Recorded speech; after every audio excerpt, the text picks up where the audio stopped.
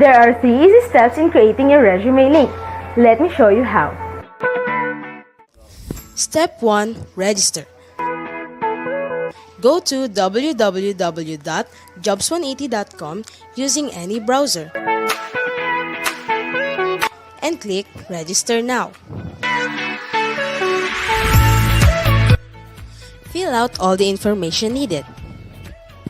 In choosing your resume link, use your full name so that it looks professional and it's easy to recall by potential employers.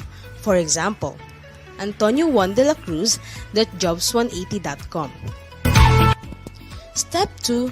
Create and design. When creating your resume, make sure to complete your personal information and upload your profile picture. One of the highlights of the resume link is the portfolio section. In the portfolio section, you can show off your skills by uploading samples of your work like documents, pictures, videos, and your social media links. Your resume link also features different themes and you can upload a cover photo. This is a combination of a cover letter and a social network cover photo. Here is an example. You can also download a copy of your resume link and print it.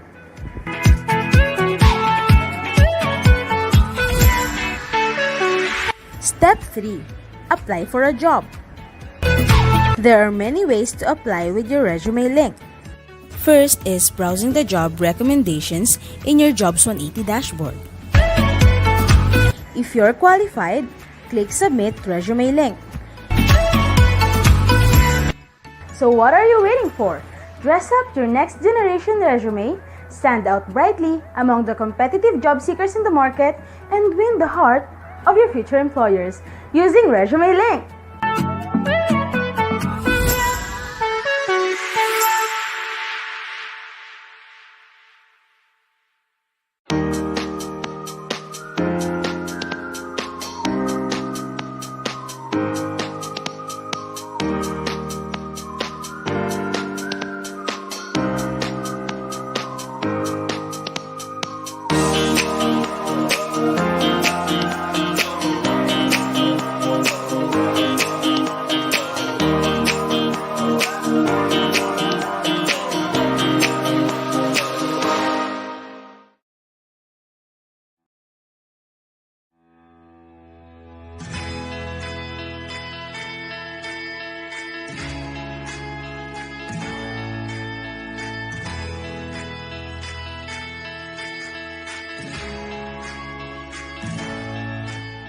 Jollibee Foods Corporation is one of the largest and fastest growing Asian restaurant companies in the world. Home to formidable brands with Jollibee at the helm. It operates over 5,800 stores spanning 35 countries across Asia, North America, and Europe. From its humble ice cream house beginnings to becoming a dominant industry leader, JFC's business model has sustained profitable growth for 4 decades, evidenced by its steadily increasing net sales, profit, and stock market performance. It is the recipient of numerous international accolades, from Best Employer to Most Outstanding Corporation, to Asia's most admired company.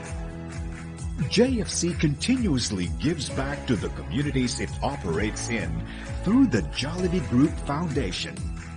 Its core programs are centered on food security, alleviating hunger so children can continue their schooling, and connecting small farmers to sell their produce to large institutions to uplift their livelihood. Through consistent taste superiority, outstanding value for money, and the highest quality of food, service, and cleanliness, coupled with the talent and commitment of its world-class organization expanding across the globe, JFC delivers on its mission to bring the joy of eating to everyone. taking it closer to its vision of becoming one of the top 5 restaurant companies in the world. This is Jollibee Foods Corporation.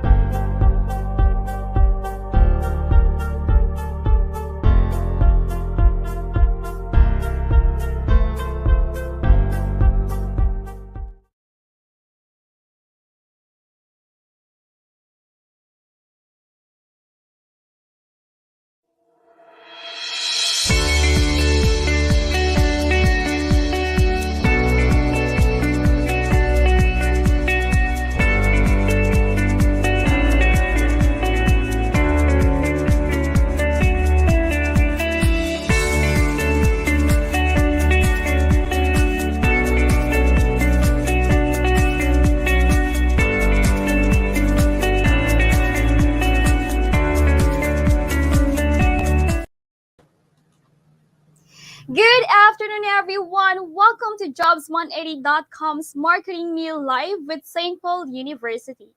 So today we will be joined by speakers from Jobs180.com, Ernst & Young Philippines, Air Material Wing Savings and Loan Association, and Sagility. But before we start, may we invite everyone for the opening prayer, followed by the singing of the national anthem. Let us now pray the Pauline prayer. God, our loving Father, you called us to participate in your saving mission and to make you known and loved throughout the world. We thank you for our Pauline identity that inspires us to be like Christ and to walk in the truth. Help us to stand firm in our daily struggle to live our Christocentric Paschal spirituality. Forgive our failures to witness to your compassionate love and to surrender to your holy will. Grant us the grace to grow in your love for the good of the Church and the service of neighbor, and to remain faithful to you through your Son, Jesus Christ, in the unity of the Holy Spirit, one God, forever and ever. Amen. Mary, our Mother and Model, pray for us. Saint Paul, our patron, pray for us. Father Louis Chevet and the First Sisters, intercede for us. May the love of Christ impel us, now and forever. Amen. In the name of the Father, and of the Son, and of the Holy Spirit. Amen. Good morning, Paulinians.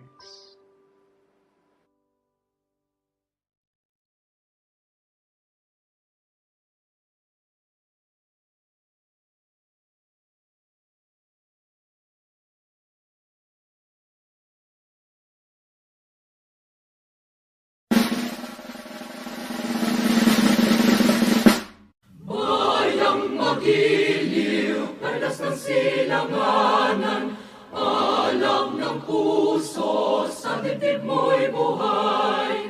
Lupang hinirang, duyan ka ng magiting, sa manlulupi, di ka pasisingil. Sa dagat at bundok, sa simoy at sa langit mong mukha, may dilagang tula at awit sa paglayang minamahal. Ang kislap ng watawat mo'y tagumpay na nagniningning. Ang bituin at araw niya kailan pa may di magdidilim. Lupa ng araw ng buwan at ipagsinta, buhay ay langit sa piling mo. Aming ligaya ng pagmay mga api, ang mamatay ng dahil sa'yo.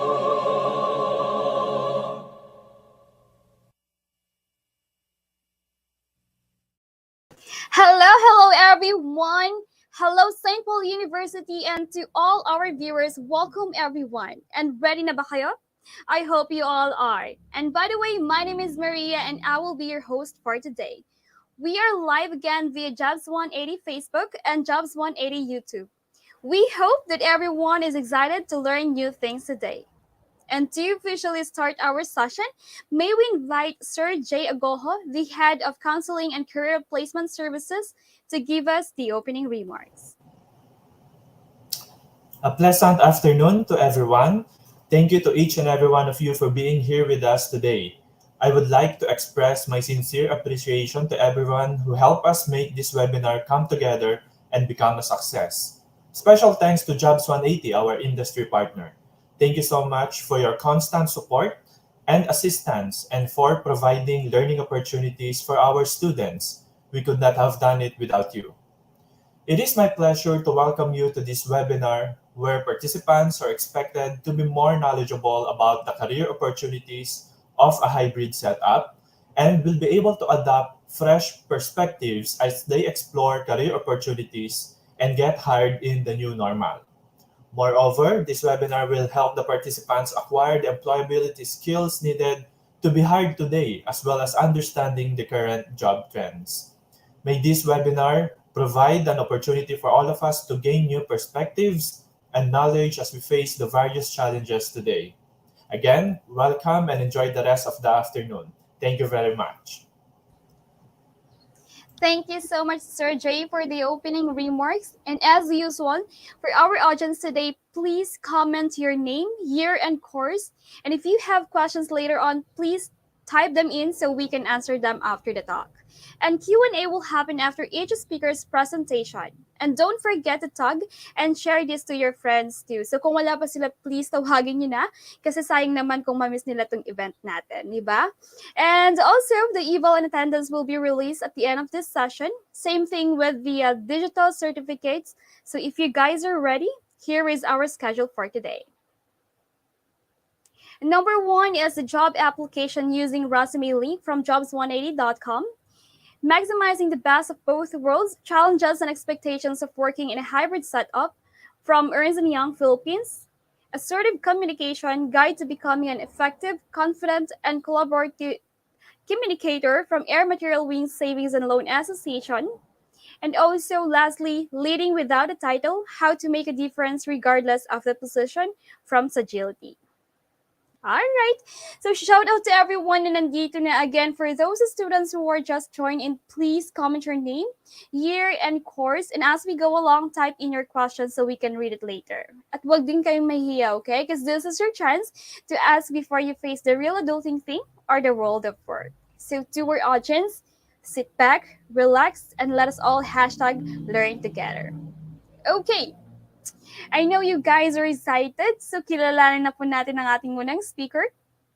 He has 20 years of experience in sales, marketing, business development, customer service, operations, business process, and human resources.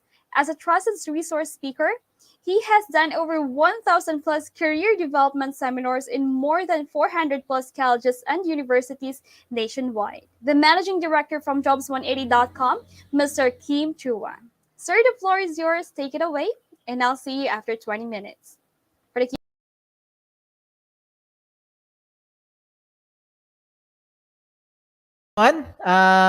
Allow me to share to you how to make a job-winning resume. Yan. A lot of you are now looking for a job and exploring for the next chapter in your life.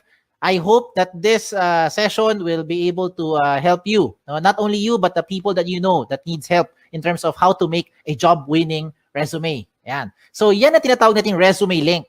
A lot of platforms right now, mga online platforms are being offered left and right. But for you to know paano to magiging job-winning tool or job-winning resume, meron akong checklist. So go with me, with all these checklists. Your checklist should include the following. Number one, kailangan mag-stand out ka. When you look for a job, you have to be able to stand out. Because if you're not going to be able to stand out, then I think you'll just be part of the crowd. You'll be one of the next applicant na wala lang, na hindi mapapansin. Another thing that should be in your checklist is that you should only have one file. Hindi dapat maraming files na iba-iba sinesend sa mga companies. Mas maganda, isang file lang para pag sinend mo, lahat ng details mo nandoon na. Another thing in your checklist is that it should make the process more efficient. Ibig sabihin, mas mabilis mag-submit, mas mabilis makita ng HR, at mas mabilis kayo makontak for possible next steps na or possible job offer na. Now, another thing in my checklist is that dapat tipid ito, wala itong gastos. The tool that I will show you today, wala itong gastos. Libre po ito. At higit sa lahat, ito ang pinaka-importante sa lahat. This should be in your checklist. The tool should be secured. Okay? More than anything, importante talaga ang data. Pero ang data ninyo, dapat yung protectionan. And using this tool, this is the most secured resume kung tawagin. Bakit siya tinawag na most secured resume? Let me go through the next slides na. Okay? Ito ang tinatawag na resume link. Okay? A personalized URL for anyone can open online anytime. I will use an example para makarelate kayo. If you are John Santos, ang link mo or resume link mo pwede maging johnsantos.jobs180.com. Ganun lang kasimple. At yan na po ang resume link nyo. So how do you make one? Go with me through the 3 simple steps. First step is you have to register.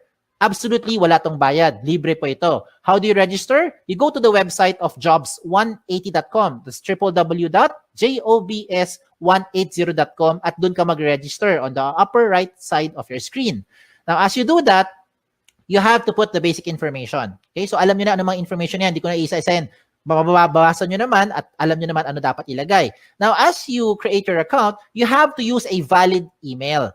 Okay? Now, before we go to the email, paalala ko lang, sa mga nag-isip sa inyo, paano kung hindi ako si John Santos, ano gagawin kong resume link? O yan, baka nag-isip kayo eh. So, if ever lang, meron kang kapangalan, okay, just so happen na may ibang John Santos na nauna sa inyo, ano mangyayari? Magkakaroon doon na red na box, sasabihin niya, this name has already been taken. Huwag kayong malungkot, pag taken na, okay lang, just be creative. Pwede mo gawin, baliktarin mo, gawin mo santosjohn.jobs180.com o kaya J Santos o kaya Santos J o kaya JS o kaya SJ. Depende kung ano gusto mo gawin. Basta importante, wala kang kapangalan. Okay, wala kang kapareho. Now, when you do this, huwag kayong OA. Do not create yung mga ganong klaseng over-creative na mga resume link because it doesn't look professional. Imagine submitting to a company with your resume link that says eljablo.jobs180.com. Hindi yan mukhang professional. Okay? Now, when you register, please use a valid email. Ito yung emphasis ko lang sa pag-create nyo ng account na dapat gamitin yung email, yung nabubuksan yung email, kagaya ng Gmail, Yahoo, or any email na nabubuksan nyo. Do not create, example lang yung mga email na kagaya ng ganito, patricia@facebook.com na email. Huwag kang gagamit ng joseph@facebook.com na email to register. In short, huwag mong gagamitin yung @facebook.com na email. Because if you use @facebook.com na email, you will no longer be able to receive notification being sent to you by the companies as well as jobs180.com. Importante po na nabubuksan yung email nyo kasi kailangan mo i-verify yung account mo. Okay? It is very important that you verify your account as a proof na ikaw nag-register at pangalawa, para ikaw ay makapag-apply. If you don't do this, if you don't verify, walang mangyayari sa account nyo. Okay? So sayang lang. So you have to verify to finish the first step. Okay? How do you verify? Just open your email, look for the link, click mo yung verify, you're done with the first step. Okay? Tapos na yung first step. Ano yung first step? Register. Wala tong bayad. Let's go to the second step. Ang second step, ang pinaka-logical sa lahat. Kailangan kumpleto ang detalye nyo. So how do you do that? You go back again to your account by going to the website of jobs180.com. This time, hindi mo kailangan mag-register. Ang gagawin mo, mag-login. Pag login mo, lagay mo dito yung email nyo or resume link nyo. Kayo lang may alam yan. At lalo na yung password nyo na kayo lang talaga may alam yan. So when you do that, you now go inside your account. Pag nasa loob na kayo ng account nyo, ano gagawin nyo? Mabilis na lang ito. Fill in the blanks. Okay?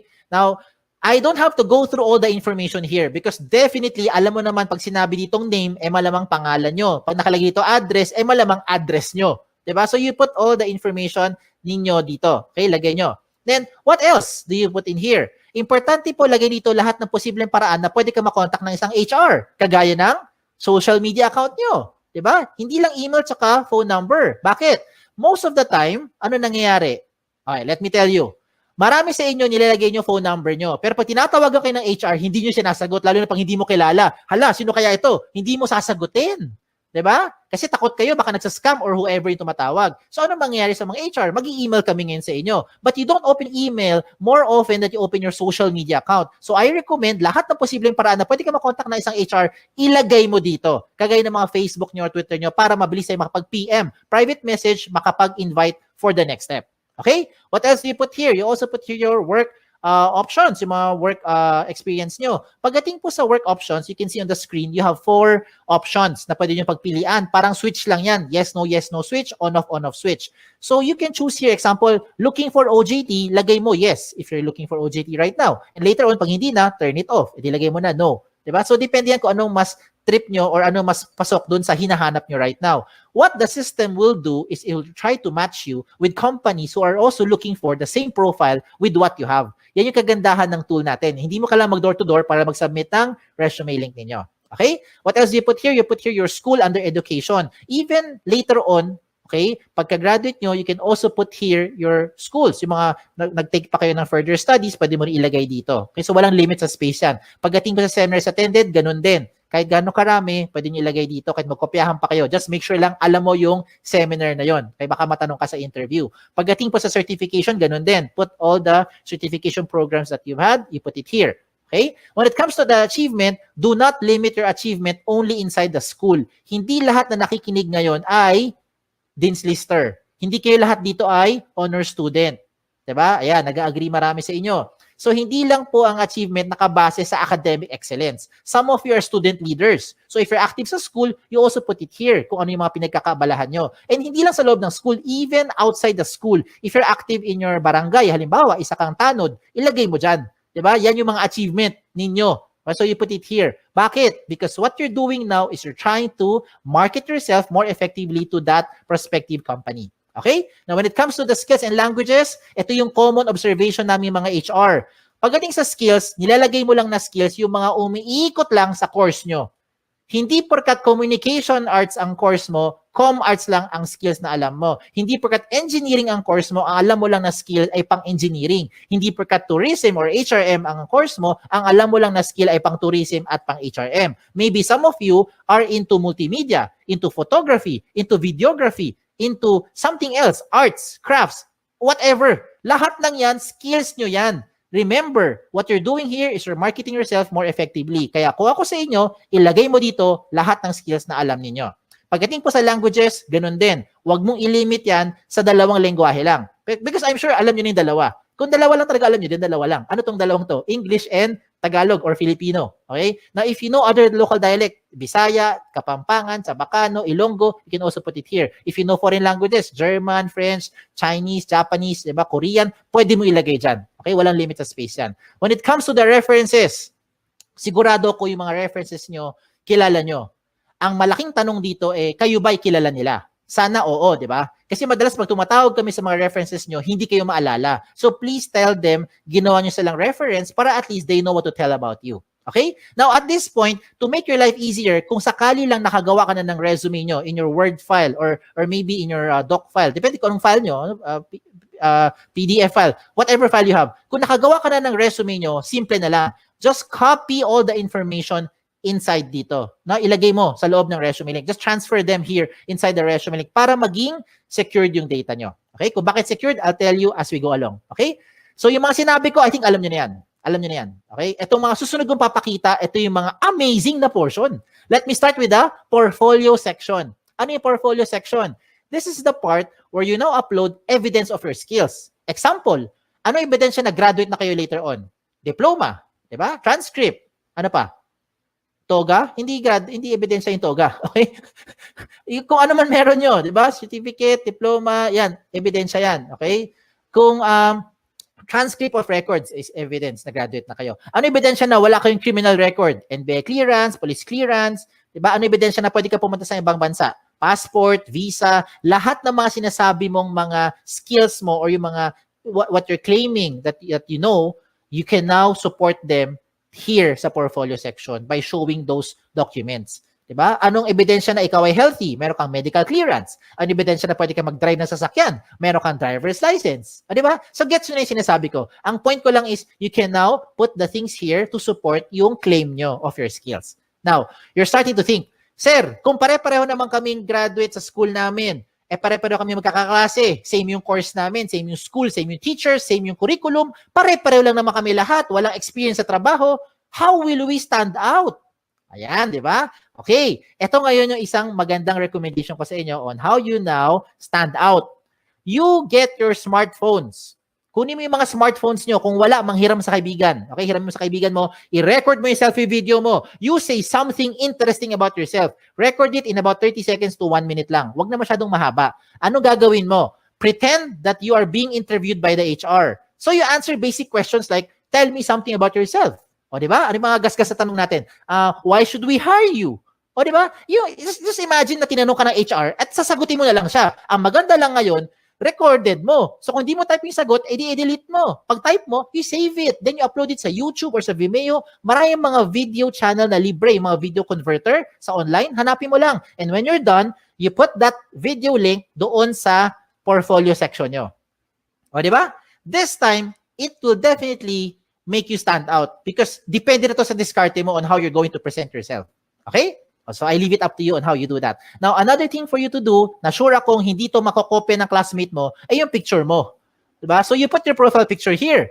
Now, when it comes to the picture, hindi kailangan sobrang formal na formal. Hindi kailangan pumunta sa studio. Huwag na kayo gumastos. Ang importante dito, tumingin kayo sa camera. Plain background. Okay? Plain background, tumingin kayo sa camera. Wear something, of course. Wear something decent. Okay? Do not upload profile pictures that look like the right side of your screen. Yung mga sample na yan, hindi po maganda yung sample yan. Okay? So, huwag kayo maglagay ng mga ganun kasi mga sample ng profile picture. Now, another good thing pa that will make you stand out using the resume link is your cover photo. Yes! A picture paints 1,000 words. Yan ang kasabihan na very, very applicable dito. A lot of you who are listening today, hindi kayo gifted with writing skills. Hirap kayo i-express ang inyong feelings at inyong thoughts into words. Hindi mo ma-type, hindi mo ma-sulat. Tama? Hirap tayo eh. Bakit? Hindi natural sa atin yan. Pero pagdating sa picture, kaya mo i-express yung inyong personality. Look at the examples I'm showing you. Look at the one on the left. Ano siya? Isa siyang ophthalmologist or optometrist. Sabi naman ng iba, eye expert. Di ba? Yung sa kanan, ano siya? Sabi ng iba, sir, parang IT. Sir, techie siguro kasi maraming gadget, pati stapler, gadget niya. Di ba? O sabi ng iba naman, sir, parang makalat. O depende na kung how you are going to interpret it. But now, the way I see it, itong taong to, multitasker. Okay? Another good example I'm showing you is this one. Someone from psychology, someone from neurologist, or maybe someone who knows left and right. Ganun lang kasimple. No? So, depende yan how you're going to express yourself. Okay? Another good example pa, ito. Itong person na to, ang gusto niya sabihin, there's no shortcut to success. You will be able to reach your goal by taking one step at a time. O, di ba? So, I'm showing you good examples. Hindi yan member ng Akit Bahay Gang. Hindi rin po yan social climber, in case that's what you're thinking. So, kung nagpakita ko ng magaganda example, I will also show you yung mga hindi magandang example para wag niyong gagayahin. Huwag kayong magpapaka-misteryoso. Okay? Make sure you put your picture there. Okay? Kasi maraming pangalan ngayon interchangeable. Ako mismo, guilty ako dyan. My name is Kim. A lot of people think babae ako. Ako rin mismo, napagkakamala ko yung mga aplikante, pinakita ko, Chris, George, Alex, Sam. O, diba? Minsan isipin ko, Joey, lalaki. Yung pala, babae. Diba? So you better put your picture there para at least alam ng HR who to expect. Okay? Now, when you make your resume link, dapat may laman talaga yan. Kasi kung walang laman yan, ganyan itsura niyan, blanco. And how do you expect companies will look, or HR from companies will look at your profile if you submit to them resume links that look like this? It's like submitting a piece of a paper, bond paper, or long bond paper, short bond paper na walang laman except pangalan mo. And that's the same as this one. So hindi yan papansinin ng mga HR for sure. Okay? Sayang lang oras nyo tsaka oras ng HR. Kailangan attractive. Okay? When I say attractive or catchy, do not overdo it naman. Now, this is just in my opinion. In my opinion, I think this one is not a good example. Kasi ang dating niya parang tamad, parang happy-go-lucky, parang chill-chill lang, no? Parang ganoon na dating. So, I leave it up to you on how you'll be, expressing yourself na dito. Okay? So, sa mga personality nyo. Alam nyo na anong dapat nyo gawin at hindi nyo dapat gawin. So, showing a very good example is si iExpert. Tignan mo, lahat ng detalye niya, kompleto. Everything from top to bottom, kompleto lahat ng details, including yung kanyang mga portfolio section na nagpapatunay na siya ay isang licensed ophthalmologist. Pinakita niya lahat ng mga posibleng hingiin pa sa kanya ng mga HR. So bakit ko sinabi sa inyo napapabilis yung buhay dito? Hindi lang buhay nyo. pati buhay din ng HR napapabilis because once you submit all this information to that company, when the HR opens your resume link and sees everything about you, dalawa lang ang pwedeng mangyari niyan. One is, nahuli mo attention, gusto ka niya ngayon kausapin or schedule for the next step like interview or possibly job offer, or hindi ka nag-fit. Yun yung second. Di ba? Para at least, ang maganda rito, hindi na pabalik-balik, hindi na siya tatawag para sabihin, hello ma'am, meron ka bang evidence na graduate ka na talaga sa school na yan? Can you send me your transcript? Diba? Can you send me yung mga evidence or yung mga sample skills or sample work mo kasi you are in IT or in graphic design? Diba? That's yung ibig ko sabihin. Wag nang pabalik-balik, sayang yung oras. Okay? Time is of the essence, lalo na ngayon. So you put everything there, at least pa nakita ng HR, diretso na kagad sa pagprocess sa inyo. Okay? A lot of you are now thinking, Sir, pag gumawa ako ng resume link at nilagay ko lahat ng information ko dyan, baka naman yung mga data ko nakakalat na sa buong mundo. Baka naman yung mga information ko nakalantad na sa buong internet. The answer is, no. Kaya nga siya tinawag na the most secured resume. Okay? Bakit siya tinawag na most secured resume? Because you have the ultimate control over your privacy settings. Follow the screen. Inside your dashboard, when you log in, you can go to your settings. Sa settings mo, to be specific, puntahan mo yung privacy settings. In your privacy settings, you choose the information that you want to show in public. Halimbawa lang you do not want to show your birthday. What do you do? Turn it off. Ayaw mo pakita yung address mo. What do you do? Turn it off. Ayaw mo pakita ang inyong references. What do you do? Turn it off. So lahat na naka-off, hindi lalabas sa public. At sino may control niyan? Kayo lang. O, di ba? Ang maganda pa rito, real-time update yan. Halimbawa, today, you decide not to show your birthday, your address, and references. And then 5 minutes later, you decide, sige, pakita ko na nga birthday ko. Turn it on. Real time. 5 minutes later, the moment you save your settings, lahat na binigyan mo ng resume link, updated na rin sila real time. As in real time. Di ba? Ayos, di ba? Sige, tuloy natin. Tuloy pa natin to. So, reminders ko na lang sa mga late na dumating or kakakinig lang, when you make your resume link, make sure that your profile is interesting and attractive. Okay? Wag OA. Iba yung over naman yun. No? Wag naman ganun. So, make sure it's attractive, it's catchy. Complete all the information, especially your contact details. Kasi sayang naman lahat ng ginawa mo, nahuli mo attention, hindi ka makontak ng HR. So, better make sure nandyan yung mga contact details na updated. Okay? So, yan. So, tapos na tayo sa 2 steps. Last step na lang. Ano yung first step? Recap lang. First step is register. Wala tong bayad. Libre po yan. Second step is for you to complete the information. Yan ang pinaka-logical. And the last step now is for you to submit. So, you're now thinking, okay to paano ko gagamitin ngayon yung resume link? Bigyan kita ng iba-ibang paraan. Kaya lahat ito, practical application para makarelate kayo. Unang option, pumunta ka sa website ng jobs180.com. That's www.jobs180.com, and that's where you now start to look for companies. Type the companies that you're looking for. Pag may lumabas, edi good. Pag walang lumabas, edi wala. Okay, wag din pilitin. Okay? Now, you can also see there a lot of companies, a lot of company logos that you can shop around, you can choose, learn about the company, and if you want to be part of the company, I recommend you submit your resume link kahit na hindi ka pa qualified. Let me repeat what I just said. If you want to be part of an organization, if you want to be part of that company, even if you are not yet qualified, I recommend you give your resume link to that company. Bakit? Imagine, kung ngayong hapon, ngayong araw, nag-submit ka ng resume link sa isang kumpanya na naghahanap ng 3 years experience na aplikante. Wala ka pang 3 years experience. Okay lang.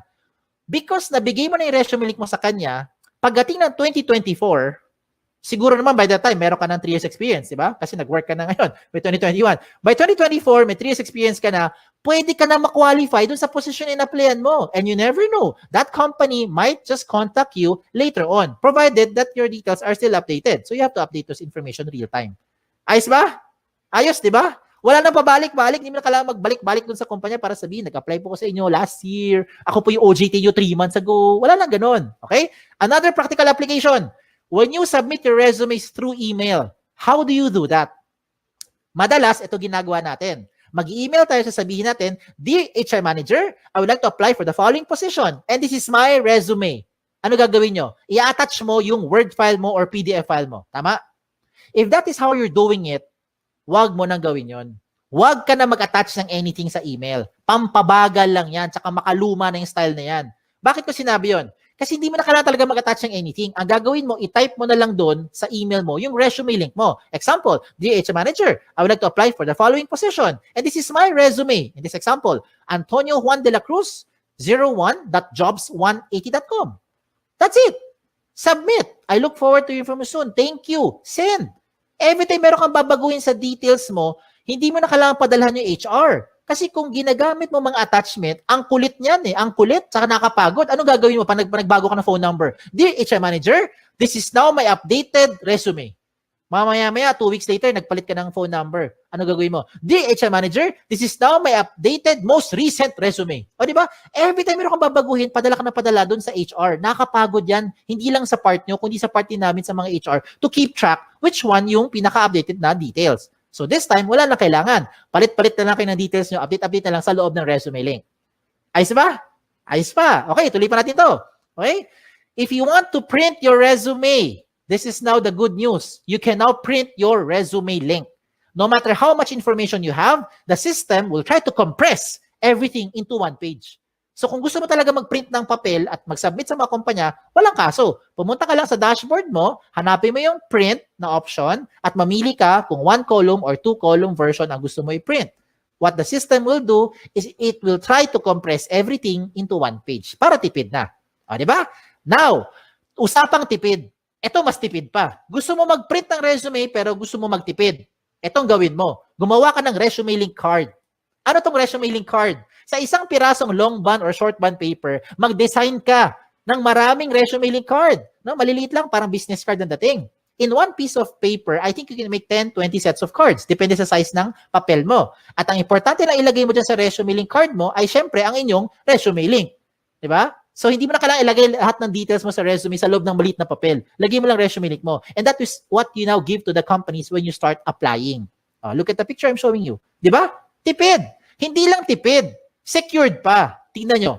If you submit yung big paper resume nyo, long bond paper, sinubmit mo sa isang kumpanya, nag-apply ka. For some reason, nilipad ng hangin. Yung nakapulot ng papel na yan, alam na buong detalye mo because everything is in that one-page printout. Now, if you lose that small piece of paper, don't worry. Meron kang peace of mind. Bakit? Yung mga kapulot niyan, limited sa privacy settings mo because you have the ultimate control over your privacy settings kahit na i-type niya yan sa browser. Okay? So, ang recommend ko rin sa mga nakikinig, use the gadget. Take advantage of the technology. Use your gadget, your laptop, your cellphone, your tablet, kung ano man. Okay? Para ngayon kasi, this day and age, technology na ang gamitin natin. Kung mano-mano pa rin kayo, wala kayong gadget, okay lang. Huwag kayong malungkot. You can still submit to the companies by just simply writing the resume link on a piece of paper. As simple as that. Okay? So, again, sa mga nagtatanong, ano yung mga guidelines ko para makagawa ako ng job-winning resume? Ito yung guideline ko. Ito yung checklist ko. Are you using the right tool? That's the ultimate question. There are so many tools right now, but these are the things that you should consider when you make your resume. And that is the resume link. It already addresses the following. Number 1, security ng information mo. I hope by this time, you have peace of mind. Ito na ang pinaka-secured na information because you have the ultimate control over your privacy setting. Pangalawa, the speed of hire becomes faster. It becomes more efficient because whatever you need, whatever the HR needs, you can already put it inside the resume link. Another thing is that it's flexible. If you want to print, just in case lang gusto mo talaga mag-print ng resume nyo, you have the option to print it. And you don't have to worry about saan ko sinave yung file na yan, saan ko tinago, wala nang ganon. Just log into your account and print. Mamili ka lang kung 1 column or 2 column version. At higit sa lahat, wala po itong bayad. Tipid po ito. Walang bayad. Okay? Ang kailangan mo lang, of course, internet. Sa mga nag-iisip sa inyo, sir, kailangan ko ng pan-data, pwede ka naman makakonect sa internet na walang data eh. Punta ka sa libreng wifi. Di ba? Baka yung kapitbahay nyo may libreng wifi, o makagamit ka muna. Later on, pag may trabaho ka na, may sweldo na, bayaran mo yung wifi niya. O, di ba? Bawi-bawi lang yan. No? Give and take. And there are a lot more benefits to just what I've mentioned. Marami pang iba. You can share your resume link to whatever platform you want to share it to. Gusto mo i-text? Gusto mo siya i-private message? Gusto mo i-send via Viber? Kayo bahala. Pwede mo i-share. Basta kayo may control. Ganun lang kasimple. No? Kung hindi mo ito binigay sa kahit kanino, hindi malalaman to nung taong yon. And you don't have to save it to whatever USBs or hard drive. No need na. Wala rin tong mga tipong version na kailangan pa mag-compatible. Walang ganun. Lahat ito compatible. Pwede lahat. Okay?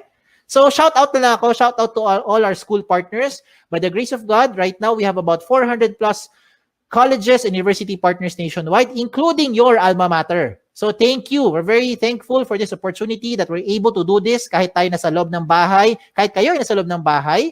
So hindi tayo physically nagpe-present, pero nakakatulong pa rin tayo, especially if you have friends or relatives whom you think would need this tool.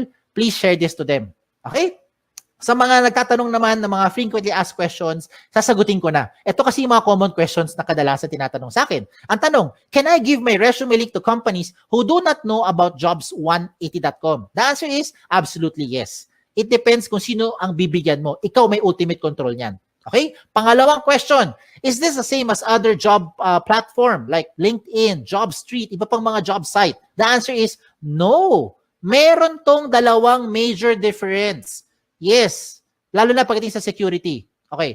Of course, explain lang ako Okay. With respect to the other sites that I've mentioned, let me just use JobStreet as an example para lang mas makarelate, no? Para makarelate.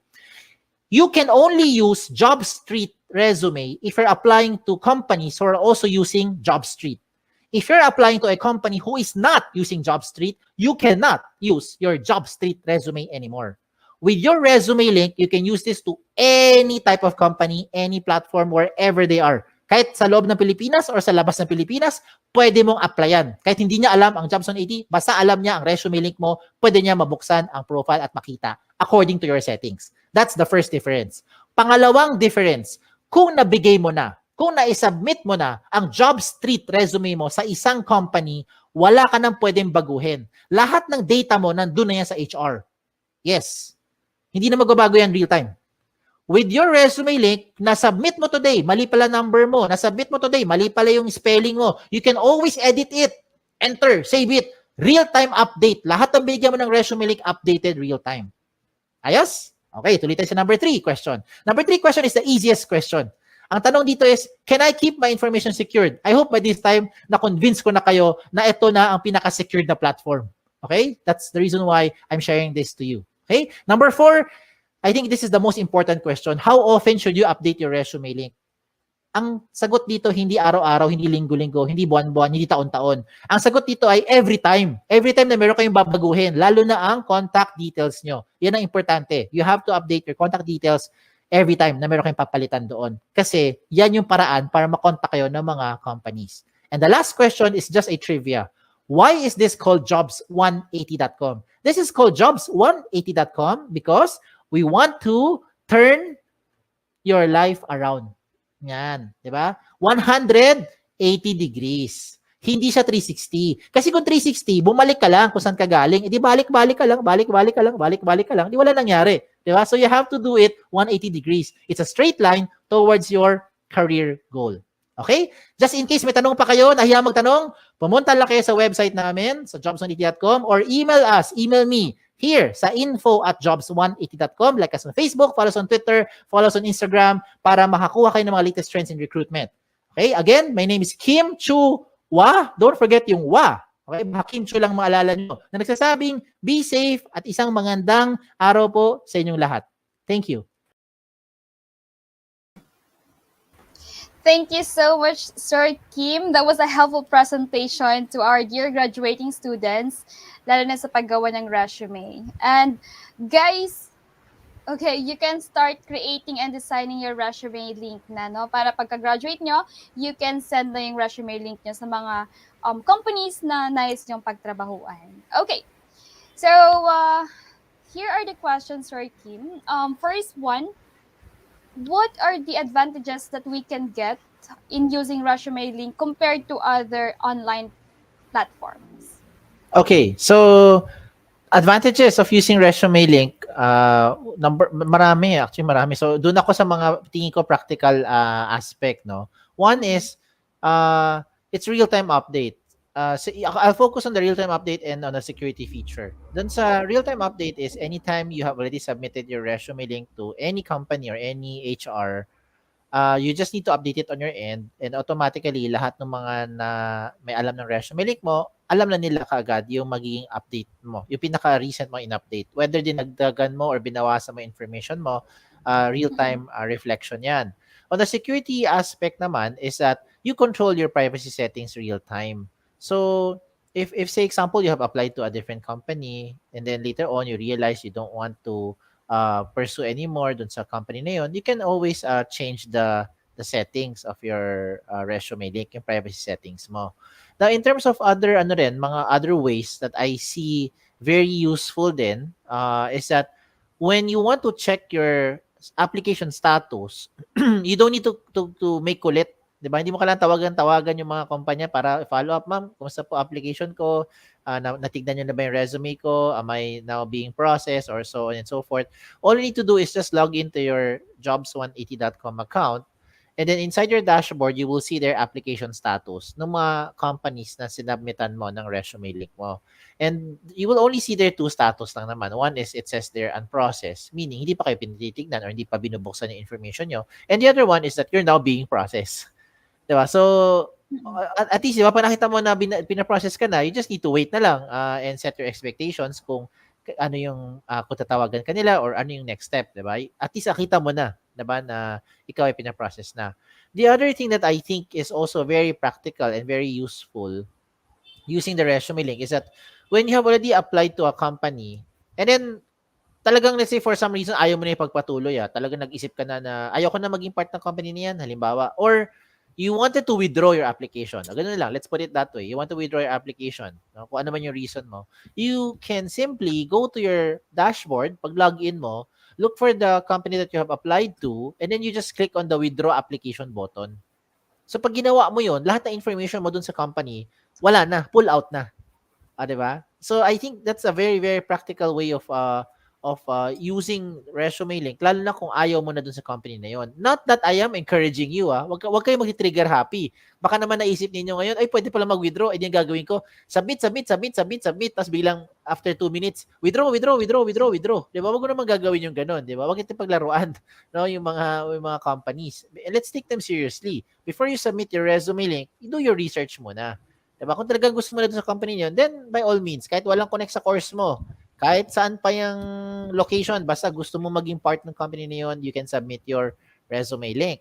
And then again, for some reason then, na talagang ayaw mo na maging part ng company na yun, you can just simply withdraw your application. O, di ba? With one click of a button, everything is in your hands eh. Di ba? Hindi mo na kailangan pumunta doon sa company para sabihin, ay ma'am, nag-apply po ko sa inyo 2 weeks ago. Pwede ko po bang bawiin na yung resume ko? Di ba?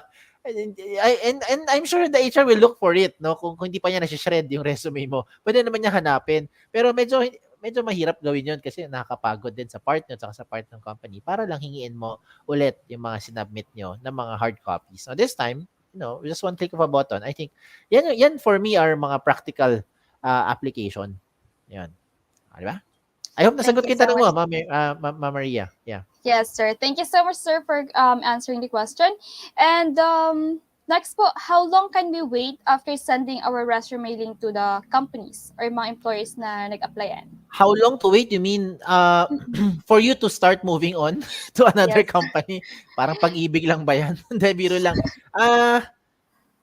Okay, ganito siya. The best way to do it is when you have already contacted the HR, the company. Example lang, you're able to speak to them na, you've done the initial screening.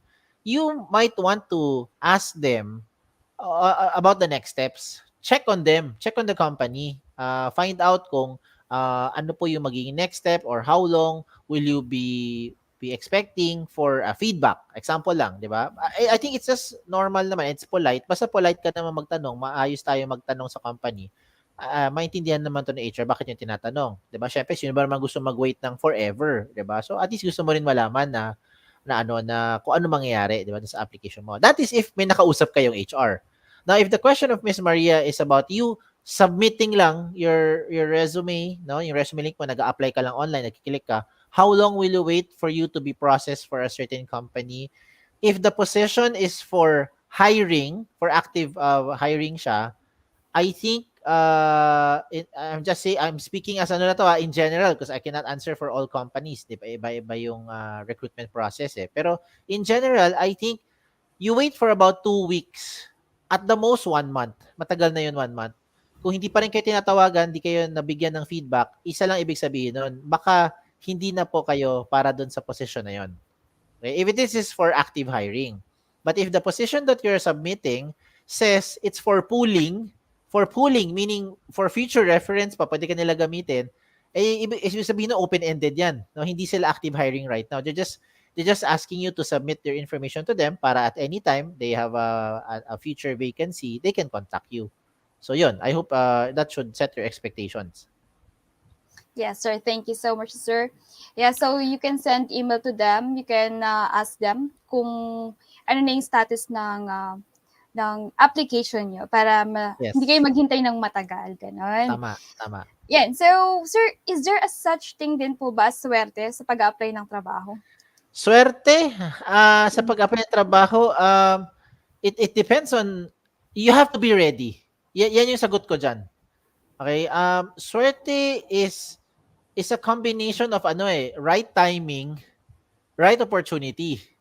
Di ba? Parang may iba magaling na aplikante. No? So again, it depends on how you're going to look at my explanation.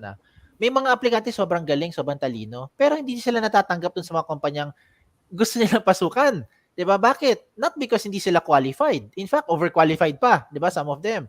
But maybe because there's no wala yung timing, wala yung right timing eh. Puno yung position, walang vacant, 'di ba? So walang timing, 'di ba? Yung iba naman, may timing, hindi naman sila ready. 'Di ba? Open yung opportunity. Nagsasubmit sila dun sa company, nag-a-apply for that hiring position. Pero hindi naman sila ready, hindi sila prepared. Kulang yung development nila sa kanilang career or sa requirements that the company is looking for. So, for me, those are the two items na pinaka-importante na factor, no? Yung timing at saka yung readiness mo, 'di ba? Once you have those two, pero syempre mas maganda ready ka muna. Kasi yung timing can just come in anytime eh, 'di ba? Hindi mo naman pwede sabihin, "Oy, 'di ba? Ito na, uulan na ngayon," 'di ba? Parang ganoon lang 'yan, 'di ba? Ready ka, dala kang payong parate. So, biglang umulan, ready ka. O, di ba? Yun yung ibig sabihin. So, when you see the opportunity coming in, you can simply apply. Ayun. Okay, so swerte. Just grab the opportunity. Yeah, swerte is also yes. I say yes, di ba? Yeah, I believe in that sense din, di ba? Pag nag-align yung universe, sabi nila, di ba? At tumugma, nagkita kayo, nagtagpo kayo, di ba? Nagkatinginan kayo, alam mo na, di ba? Yan na ang kadestin mo. Parang ganun. Trabaho ganun din. Kadestin mo rin yung trabaho na yun. Okay? Yeah. Yes, sir. Sir, may question tayo dito sa comment. Yeah. From Holy Mary David. Hello po. Anyone, employers or HR, can view your resume without them having an account po ba? Can anyone or any employer view your resume without having an account? Okay, if you're the sorry, ayusin ko yung tanong. Kung yung tanong dito is employer perspective, if you're a company and you're asking, can you view the resume link of an applicant without a Jobs on AT account? The answer is yes. As long as you know the exact link of that applicant. Because if you do not know the link of the applicant, then you won't be able to search for it. Hindi mo pwede siya i-type. Subukan mo gawin, no, Ma'am Mary. Punta ka sa jobs180.com. May search bar dun eh. Yung search bar dun can only search for 3 items. Company name, position title, tsaka location. Try mo i-type yung Mary dun sa search. Tignan mo kung may lumabas. Sa tingin ko, wala. Sa tingin ko lang wala. Unless mayroong company name, position title, or location na may word na Mary. And that's the only time may lalabas doon. But even if may lumabas, hindi resume link yung lalabas. Yung lalabas doon yung job opportunity. Okay, so I hope I was able to address that question. If you're the HR, and of course, vice versa, if you're the applicant and you're wondering, should the companies have HR, should the HR or the companies you're applying to have a Jobs 180 account for them to process or view your resume link? The answer is no. As long as they have internet connection, they have browser, whatever browser they're using, Google Chrome, Firefox, Safari, diba? Ano man gamit mo, Android, any. Basta alam nila eksaktong resume link mo. Kaya kayo dapat magbibigay nun sa mga companies. Okay? Thank you so much, sir. Last question na lang po. Do we still have access to our resume link kahit years na siyang hindi nagagamit or na-update? The answer is yes. Technically speaking, the resume link is perpetual. Once you have it, it's yours. However, ito yung however doon. However, kung ginawa mo yung resume link mo, halimbawa lang tapos we continuously send you notification. No? Kasi we normally send you a reminder lang, hey, check on your resume link. 'Di ba? Check on opportunities that are being matched for your profile. Tapos talagang totally wala, no? Hindi mo talaga pinapansin. And this is like, I'm talking about like decades and decades. Tipong nagkaapo ka na. 'Di ba? At hindi mo pa rin binubuksan yung resume link mo. Baka most probably wala na yung account na yun. Pero in the system, the setup of our account, then so far, it's yours, it's yours. All you need to do lang is put your account, your password, in case you forgot the password. By the way, there's a question here that I can see as well. In case you forgot the password, then you just have to put your registered email and then put the forgot password. Click mo yung forgot password. The new password will be sent to your email. Now, if all else fails, halimbawa lang, lahat, sinubukan mo lahat, di mo talaga maalala password mo, di mo maalala pati email mo, talaga totally lahat, nakalimutan mo na, nagka-amnesia na tayo. Wag naman. Pero halimbawa lang, ganun level, no? Nakalimutan mo talaga lahat. What you need to do na is to get in touch with jobs180.com. You can reach us, the customer support team natin. Just send it to info, para simple na lang, info, that's info at jobs180.com. And you have to state your case. You have to say kung anong request mo. Di ba? Don't just say that, I can't remember my password. Please help.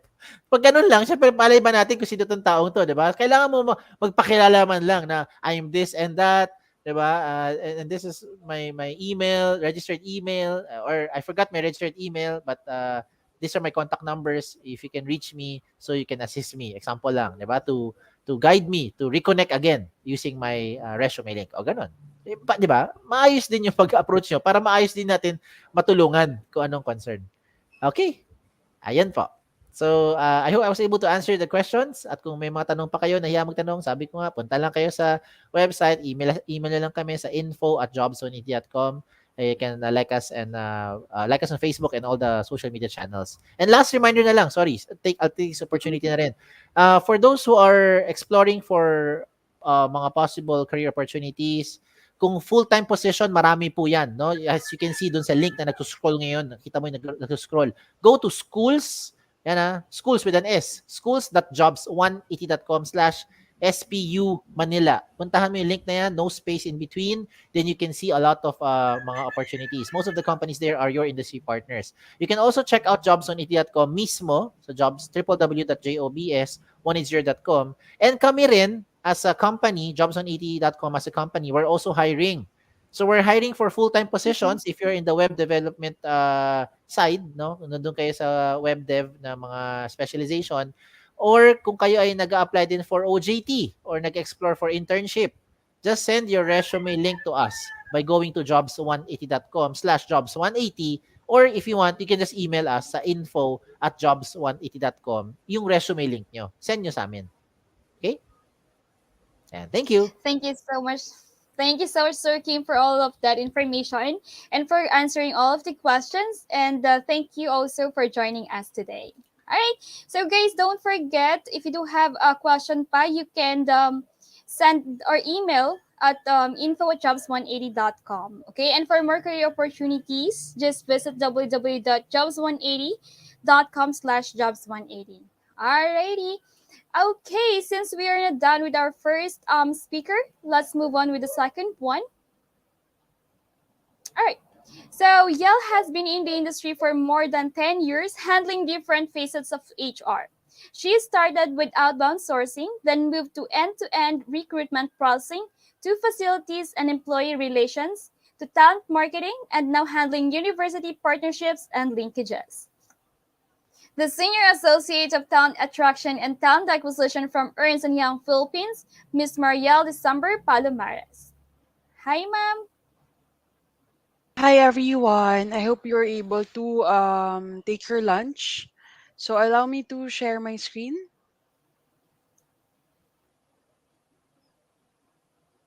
Can you see it on your end?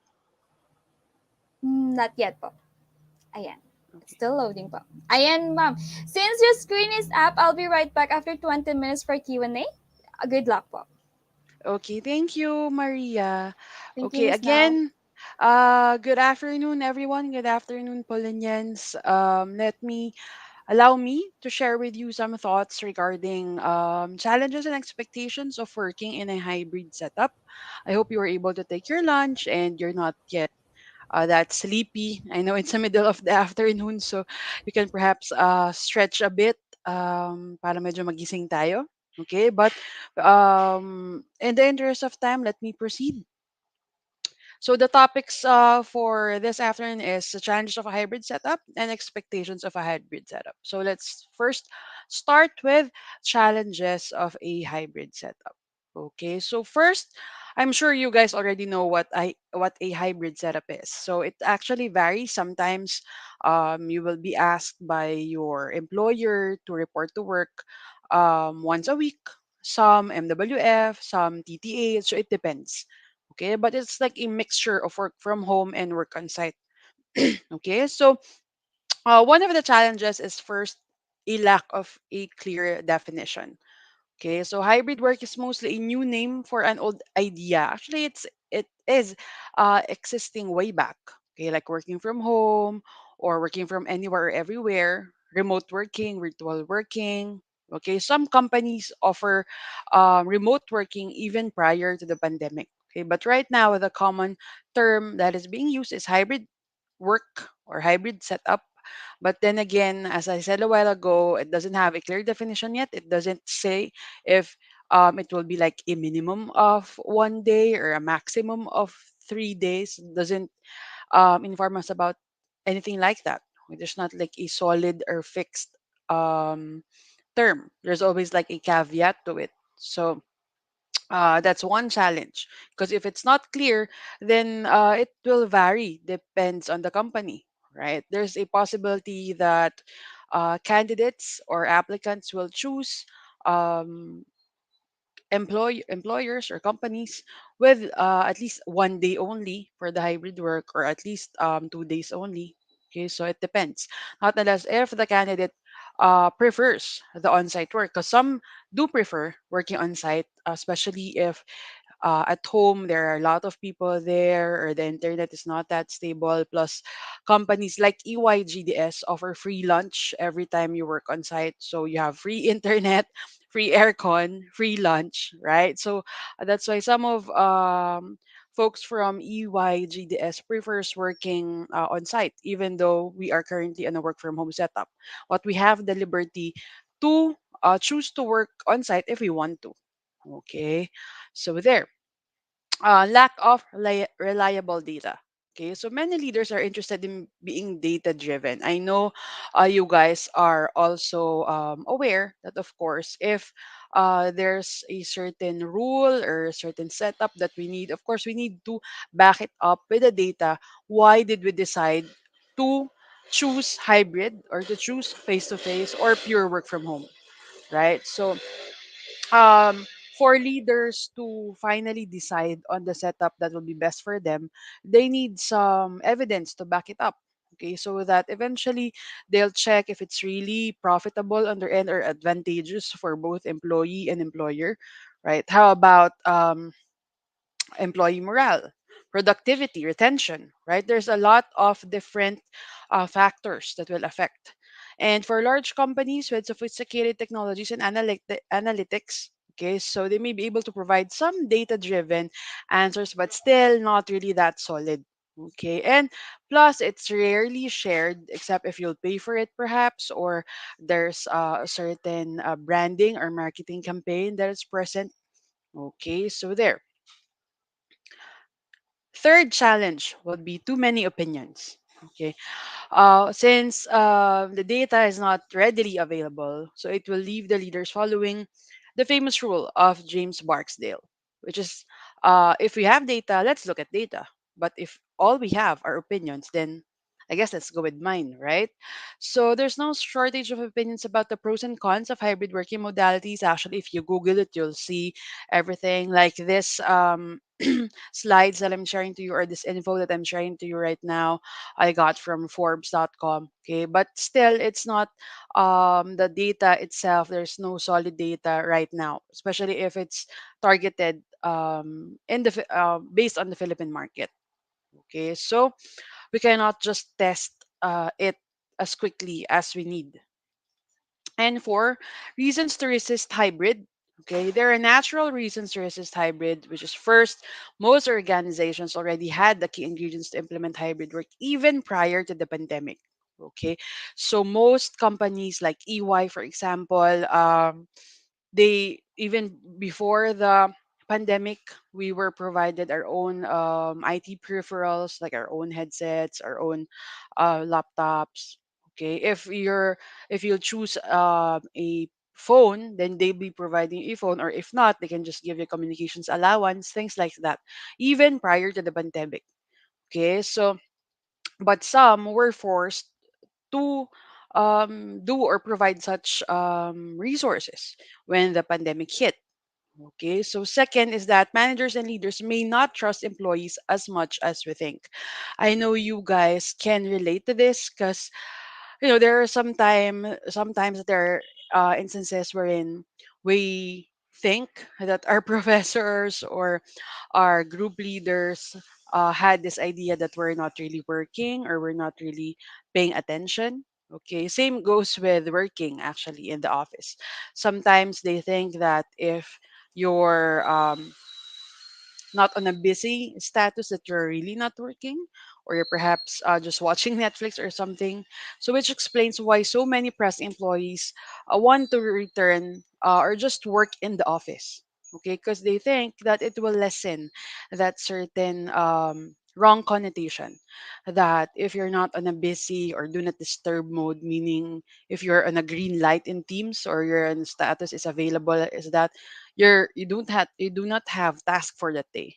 Well, in fact, you do, and you're just perhaps open for people who would be reaching out to you, right? So, and as well as if they call you, or let's say they DM'd you, sent you a direct message, and you didn't respond in the first 3 minutes, some leaders or some bosses tend to call you right away, like, where are you, or why aren't you answering my message, something like that.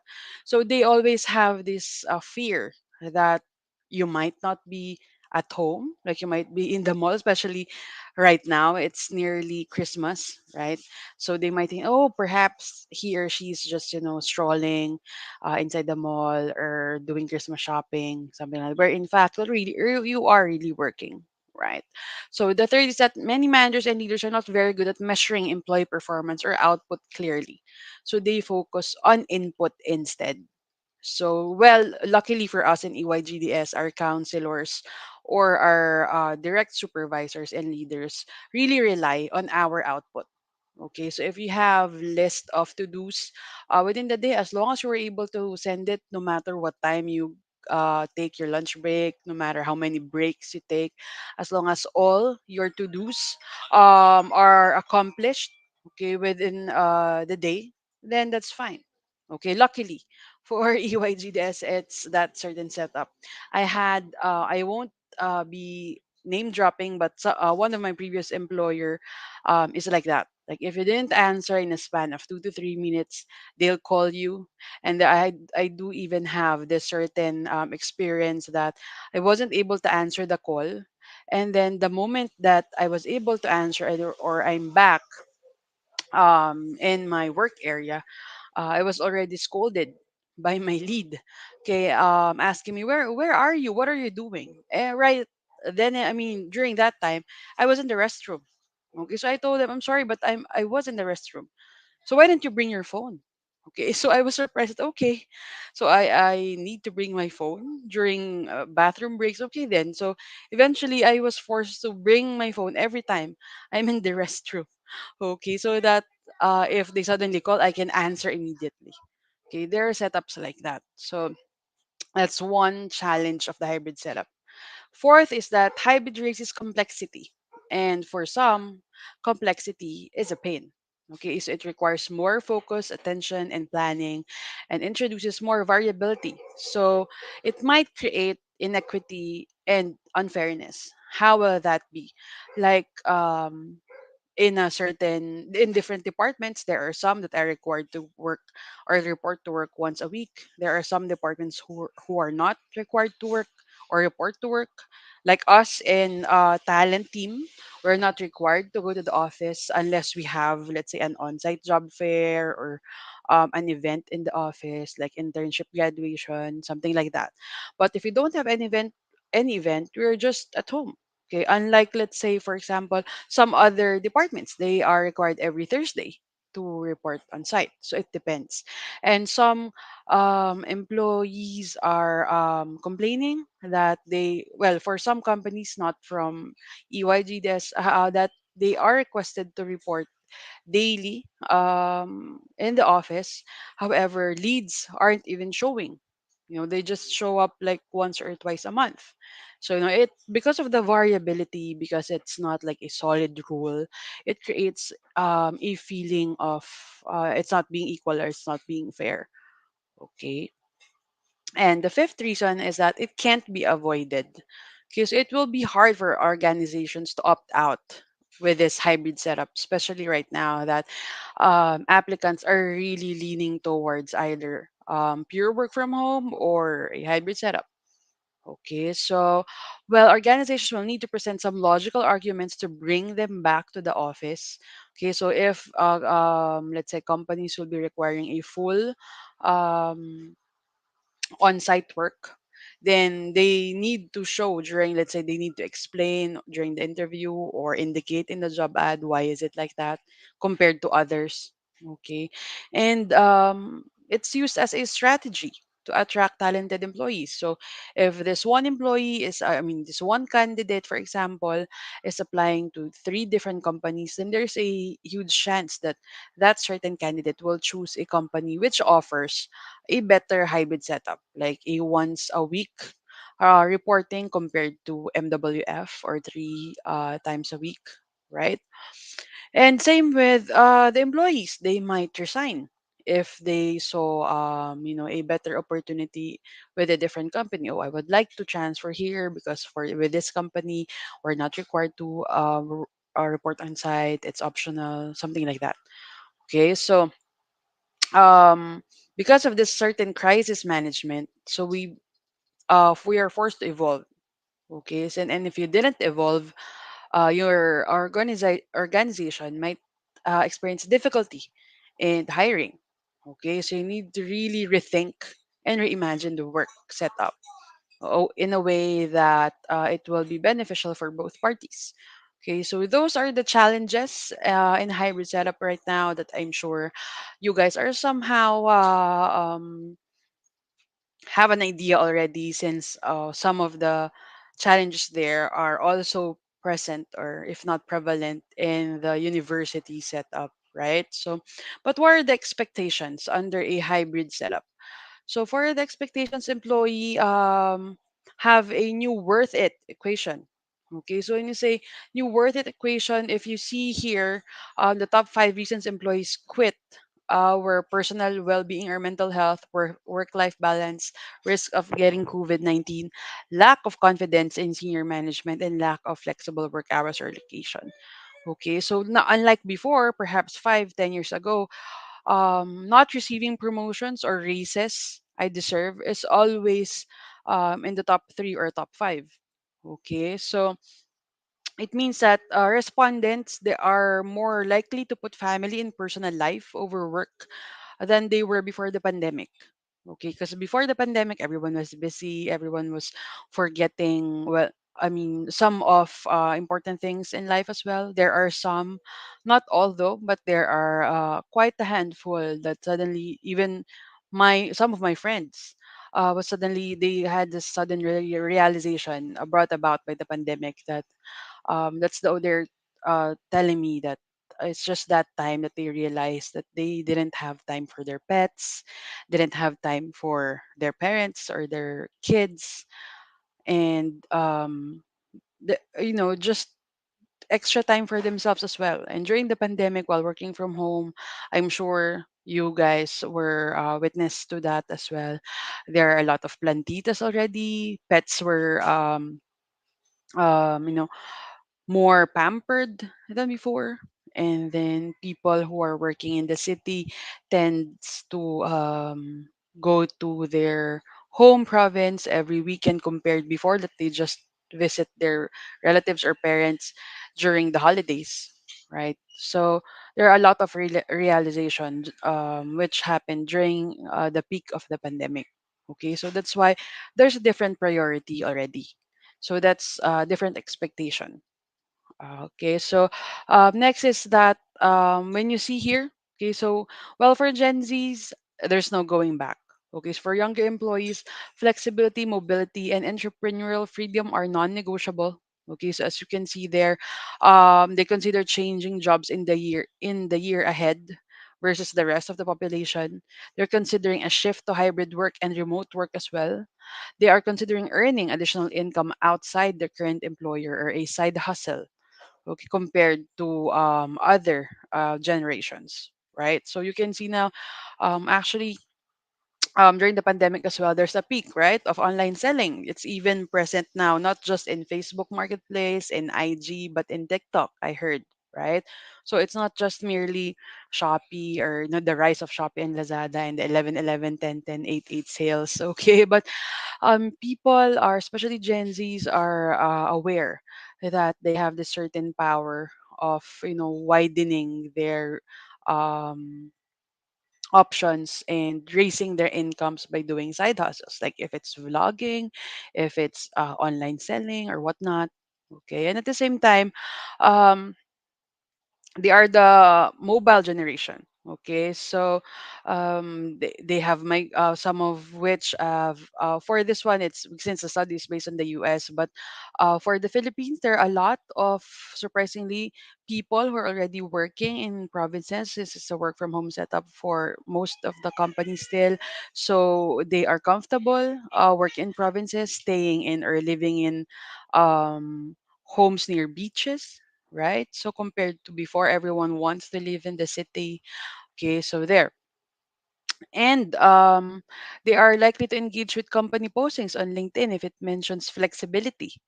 Okay, so compared to other generations. Okay, so the top five aspects of work that employees view as very important for an employer to provide are positive culture is top one, mental health or well-being benefits, a sense of purpose or meaning, flexible work hours, and more than the standard 2 weeks of paid vacation time each year. Actually, in Philippine law, I think it's where they just required to give 5, but nowadays the trend is 15 to 20 vacation leaves for each employee. Okay, on top of the sick leaves, and for some, they even offer emergency leaves, right? So while new to the workforce, Gen Z shares the same top three priorities. They list positive feedback and recognition as their fourth priority, while ranking a manager who will help advance their career in fifth place. Okay, so as you can see, there's this different worth it equation. So for the younger individuals, it's really important for them that to give them the necessary coaching that they need and recognition. Okay, and at the same time, guidance. Okay, they're aware that they need extra guidance. So if there are companies who do that, okay, then they will be the top priority for the Gen Zs. Okay, for the key takeaway for this expectation is that meeting this new employee expectation will require a mindset shift that considers the experience of the past 2 years. Okay, so since the worth it equation has changed and there's no going back, the best leaders will create a culture that embraces flexibility and prioritizes employee well being. Okay, unlike before, the only focus of companies are salaries, locations, etc. Okay, but now it should be like a well rounded benefits package like that of EYGDS, for example. Okay, so that will be a clear competitive advantage. Okay, for number two, expectations, managers feel wedged between leadership and employee expectations. So, of course, they feel like, they prioritize what the leaders or the directors or and high upper management wants, or that what the employee expects. Okay, so it's a critical bridge between evolving employee expectations and leadership priorities. Okay, so, if empowered, they hold the key to unlock the potential of hybrid work. So we need to equip them with the resources and training they need to manage the transition. And while policy is set at the top, leaders need to decentralize decision making and empower managers to make change on behalf of their employees' individual needs. So though it's quite difficult for them, but they need to be in the middle of things and check both sides, which will be beneficial to both parties. Okay, and three, leaders need to make the office worth the commute. Okay, so it's not that, oh, I just want to see you guys, so you need to work or you need to report on site. Okay, because hybrid employees say their biggest challenge is knowing when and why to come into the office. Sometimes they just you need to come to the office. You just need to have a coffee or something. Of course, it will be quite stressful for those, especially for those employees who decide to work in the province, right? So and then they're just going on site, and then there's no real reason or solid reason for it. So you need, as a leader, or at least as a co-employee, you must establish the why, when, and how of the office. So why should they report to work? Is it something that cannot be discussed online? Will it not be possible to just do email exchanges for that topic? Okay, and then when? When will be the perfect time to do it? Okay, and at the same time, how? Will this be like a brown bag session? Will this be a certain event that is really important that cannot be changed into in a virtual setup? Okay, so you need to really define the purpose of the in-person collaboration. Okay, so there. As if the organization failed to grasp the new intentionality required to define the role, it might be misunderstood by the employees. Okay. Fourth is flexible work doesn't have to mean always on.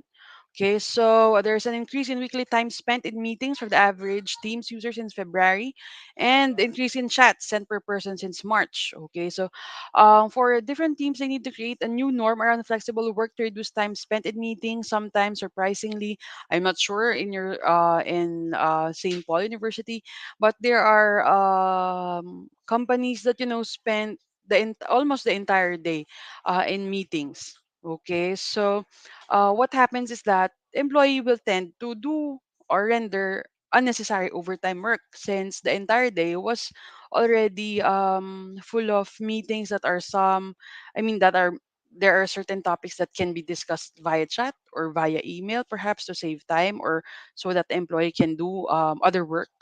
Okay, so there. And if you can see here, so also another expectations brought about by the hybrid work setup is that the metaverse is coming to work. Okay, and employees are open to using digital immersive spaces already via metaverse. I can see job fairs using avatars already, from different universities. So rather than just simply a Zoom meeting, for example. And as you can see here, Gen Zs are envisioning doing some of their work in the metaverse already in the next 2 years.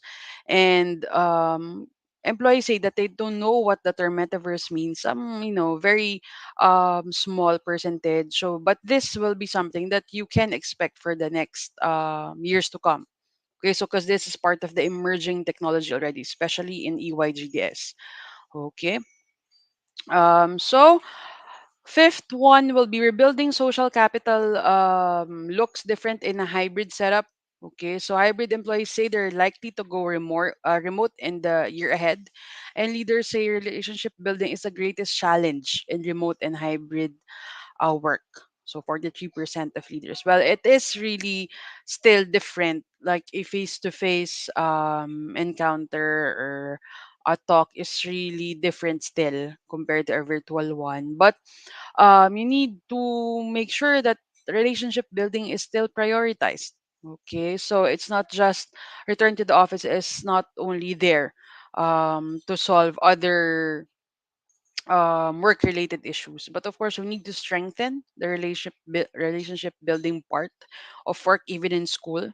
Okay, so since sometimes you need extra support, and at the same time, it builds a certain like more cohesive group dynamics, right? And managers or group leaders, team leaders in your case, play a crucial role in fostering those certain close bonds. Okay, I'm sure you guys also experience this in your personal life. Like it's really different, just talking to the phone or video calling compared to having a coffee with your friend, right? So at the same time, it will broaden your network. It You will know more about your classmates, your professors, etc.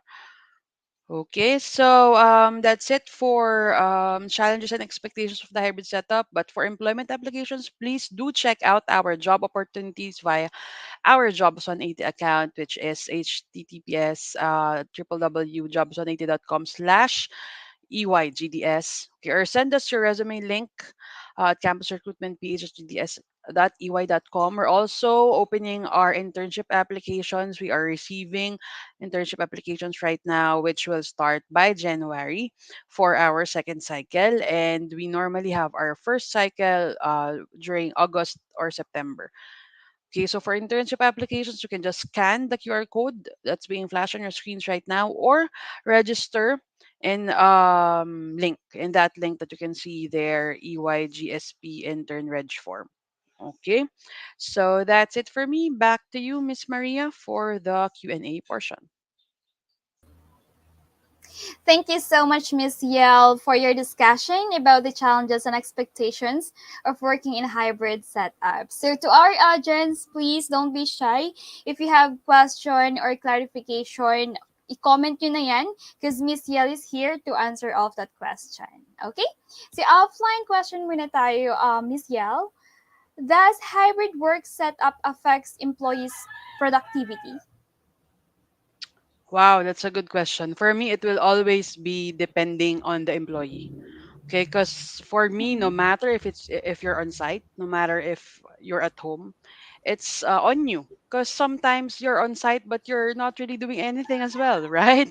You just there you can see some of the employees just typing in, but on the side checking their social media accounts, right? So it depends on the employee. So sometimes people are more productive at home, especially if they have enclosed rooms and quiet rooms. But there are some that are more productive working on site. That's why in EY, we always open our doors to those who want to work on site. So we offer them free lunch. Of course, they have their own space there. They can just bring their laptops. They can work anywhere. Okay, so if they feel that they're more productive working on site, okay, but they're not forced to do so. So for some who decide or who they think it will be better for them to work from home, then that's fine as well. So again, it all boils down to how you discipline yourself. Okay. And integrity as well, right? Who you Yes. are when no one is watching. That is Okay. correct, Miss Yell. Yes, but next question, ma'am. How do we ensure that proximity bias doesn't affect career advancement? I'm sorry, proximity what? Bias po.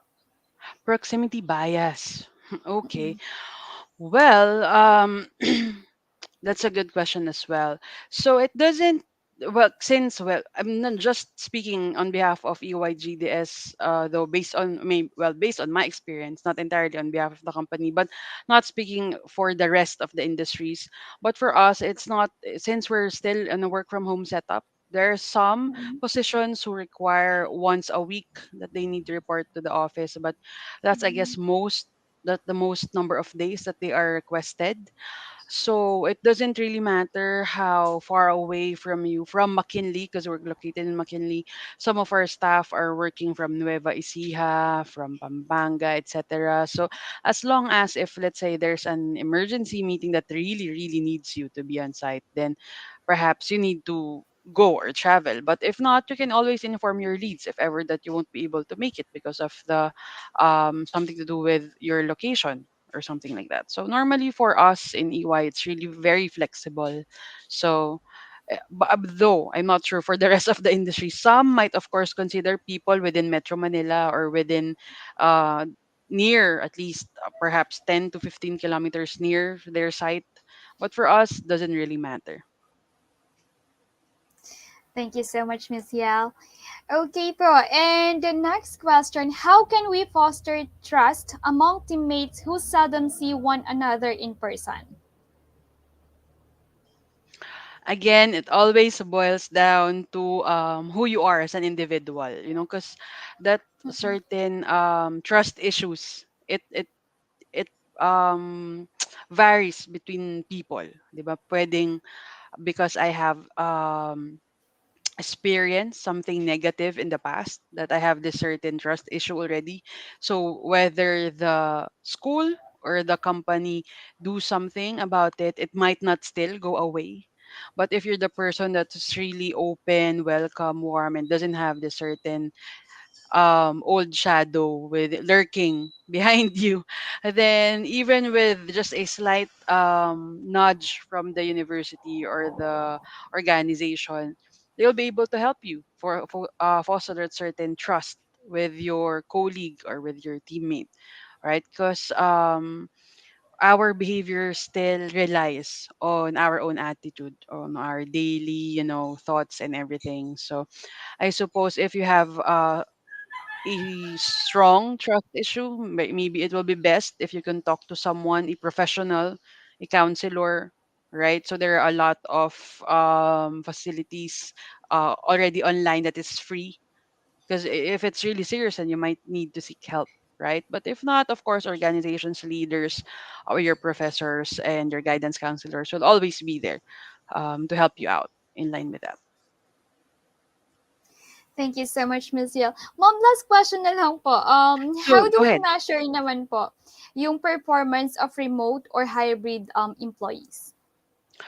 Well, for us, we have certain tasks that we need to Mm-hmm. accomplish. For me, since I'm the University Partnership and Linkages Officer of the team, plus I also handle internships and the rest. So I am measured, of course, if I have tasks, let's say I need to connect with different universities, like for example, St. Paul. If I need to secure a MOA for the internship, I need to secure at least 10 to 15 or at least as much as I can. If I can secure 30 schools before the start of the next cycle, then it will be better. Right.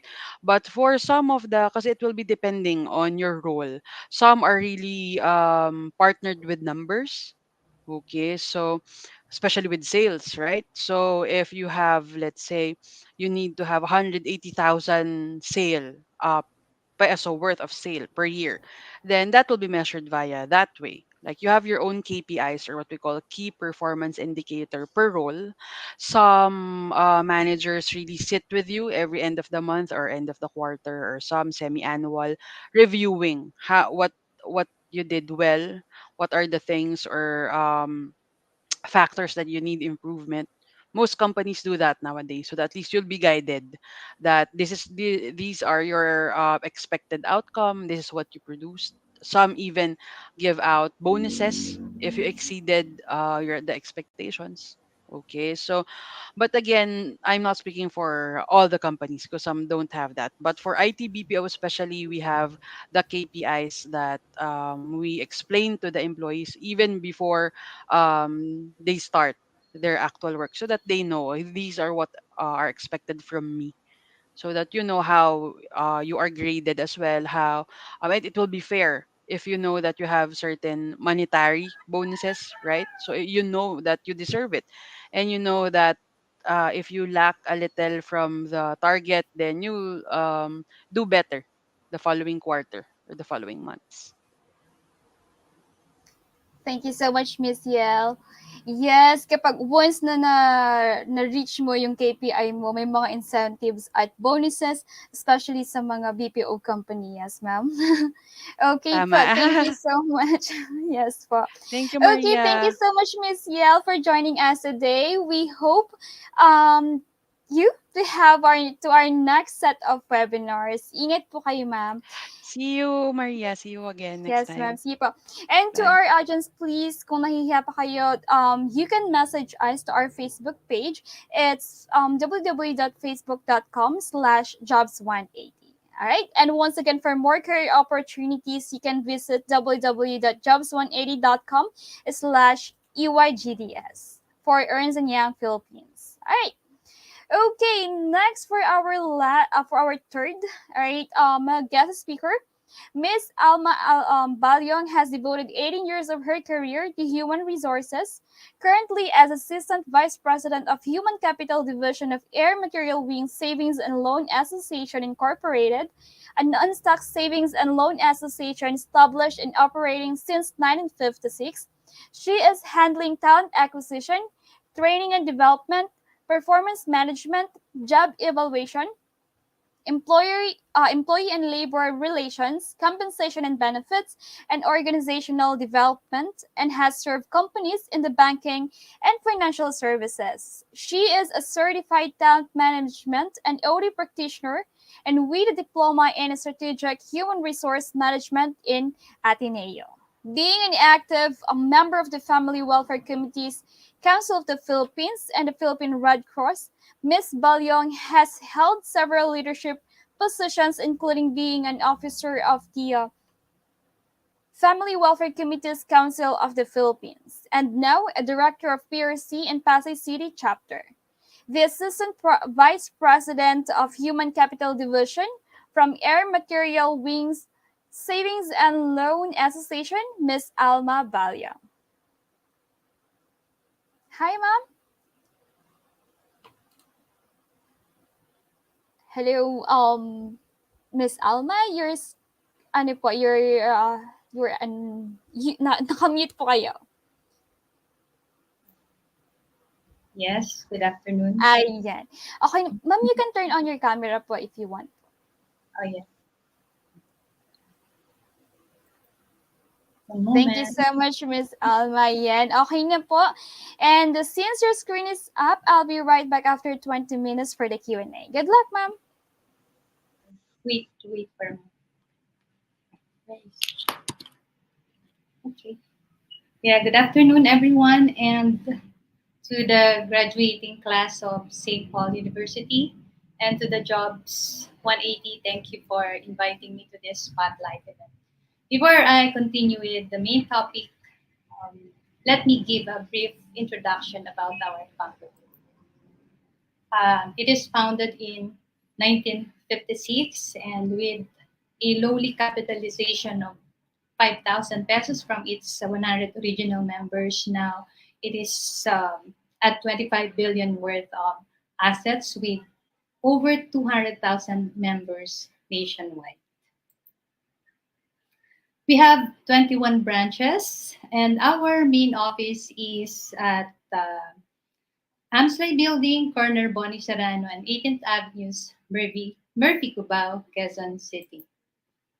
Yes, we are hiring right now, and if you are interested to apply, just send your resume to info@amslai.com.ph or berania at amea@amslai.com.ph, or you may visit our career site at jobs180.com/amslai. To proceed with the assertiveness communication, which is the focal point of my topic today, let me ask you first. Do you have trouble saying no even when you really should?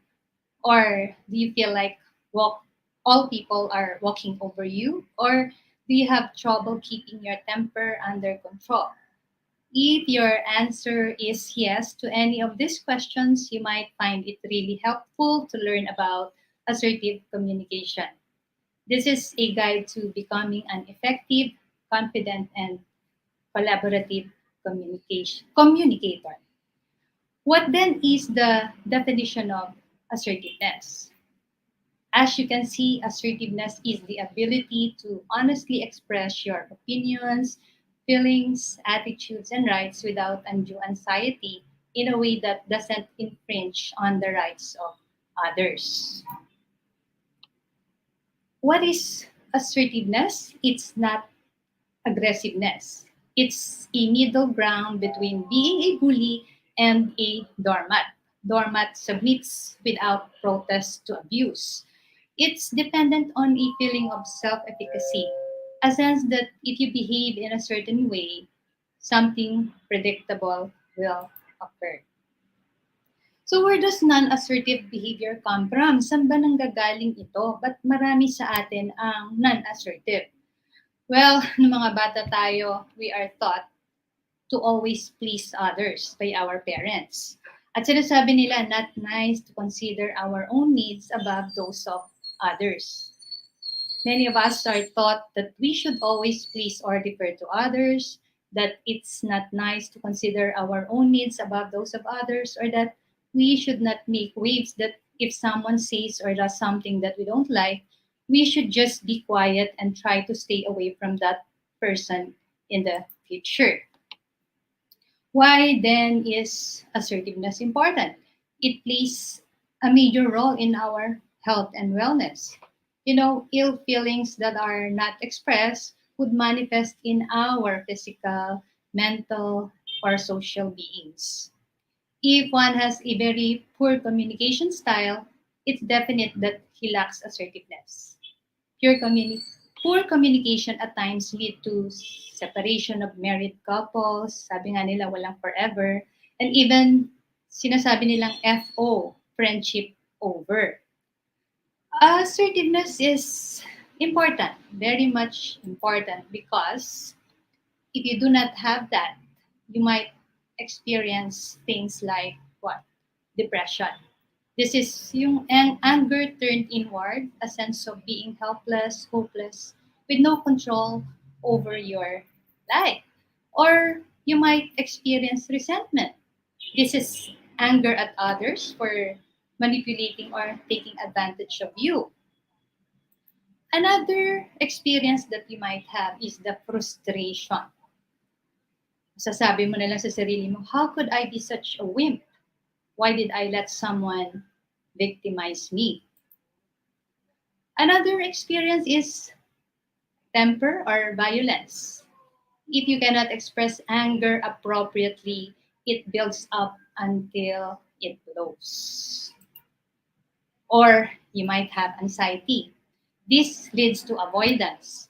If you begin to avoid situations or people that you know will make you uncomfortable, you may miss out on fun activities, job opportunities, relationships, and lots of other good stuff. Another thing is that the poor relationships of all kinds. In here, non assertive people are often unable to express emotions of any kind, negative or positive. You know, it's a murder for a relationship when the partners cannot tell each other what they want and need and how the other person affects them. And remember, no one is a mind reader. The same is true for friendships and work relationships. If you don't know how to be assertive, you might experience what? Physical complaints. Physical complaints like headaches, ulcers, and high blood pressure. We all know that what stress does to our bodies, and assertiveness, when it becomes a habit, it's a great stress reliever. Again, there would be parenting problems. You might experience parenting problems. Kids are born knowing how to test the limits their parents set for them. If parents are not assertive and firm, their kids will walk all over them. Just to summarize what I just have spoken, there are 8 things that you might experience if you don't know how to be assertive. That is depression, resentment, frustration, temper or violence, anxiety, poor relationships of all kinds, and physical complaints or parenting problems. The question is assertiveness always the best way to go? In this question, first you have to decide if you can live with its consequences. Before you decide to act assertively in a given situation, you have to decide if you can live with, as I said, consequences. Because although assertive behavior usually will result in a positive response, some people might react negatively to it. For example, If your boss is completely unreasonable and is known to go ballistic if anyone dares question his orders, even non aggressive, respectful, assertive behavior might set him off and you could lose your job. If that's your situation, then you may decide you cannot afford to be assertive and learn other stress management techniques. But if you plan to be assertive, to your significant others, you might as well set the stage. Setting the stage means you make it known to the other person. You make it known to the person that you want to be assertive in your communication this time around. One example is I need to is this is the one example that you can do when you plan to be assertive. One is I need to tell you something and I would like you to hear me out before you comment. I have noticed lately that after we've been working on a project, I find myself feeling frustrated and overwhelmed.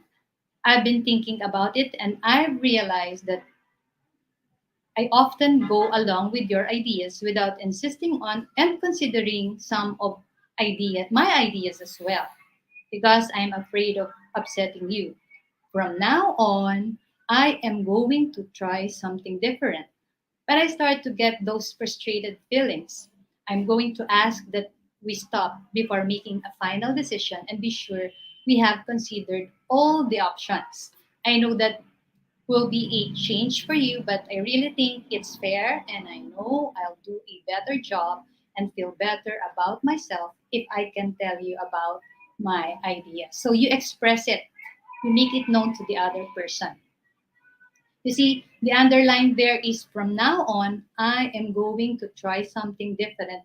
That is, when I start to get frustrated, I'm going to ask that we stop. This way, you let the other person know that you will be assertive the next time you discuss about something in a soft tone of your voice. Remember that in a soft tone of your voice. Now, tell me, how can anyone argue with that statement? There are three parts of assertive intervention. That is empathy or validation. Second is statement of problems. And the third one is statement of what you want. For the empathy or validation, this is you try to say something that shows your understanding of the other person's feelings. While for the statement of problems, it describes you describe your difficulty or dissatisfaction or tells why you need something to change. And for the third part of assertive intervention is the statement of what you want, which is a specific request for specific change to other person's behavior. This is an example of assertive behavior. I have noticed that whenever we're preparing to go somewhere, you start rushing me to finish dressing as soon as you're ready, even if it's not yet the time we had planned to leave. I know you get anxious when you're ready to go, and I'm not. But when you do that, I get all flustered and take even more time. By the time we get in the car, we're mad at each other and not much in the mood to have a good time. From now on, if you come to the bathroom before it's time to leave and start asking me to hurry up, I'm going to remind you of the time, ask you to another room, to go to the another room, and close the door until I'm ready. I know this is going to be seem weird at first, but we'll enjoy our outings a lot more over the long run. For this assertive communication, let's take a look at its three parts, as I just stated. Here, you will notice I underlined which is or what is the empathy or validation. This is the underline here is the empathy or validation. This states that I know you get anxious when you're all ready to go and I am not. Or parang ang sinasabi mo lang dito, alam kong aligaga ka or di ka na pagbihis ka na, so tapos ako hindi pa. So naiinis ka na kapag tapos ka na, ready ka na to go, samantalang ako ay hindi pa. The second one, which is the statement of the problem here. Again, it is underlined here.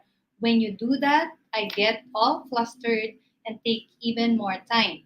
By the time we get in the car, we're mad at each other and not much in the mood to have a good time. So, lumaki na yung problema. And the third one is the statement of what you want. So, you will express it directly. Ano yung third, which is the statement of what you want? From now on, if you come to me to the bathroom before it's time to leave and start asking me to hurry up, I'm just going to remind you of the time, ask you to go to another room and close the door until I'm ready. So we're done with these three parts of assertive communication, which is empathy, validation, statement of the problem, and statement of what you want.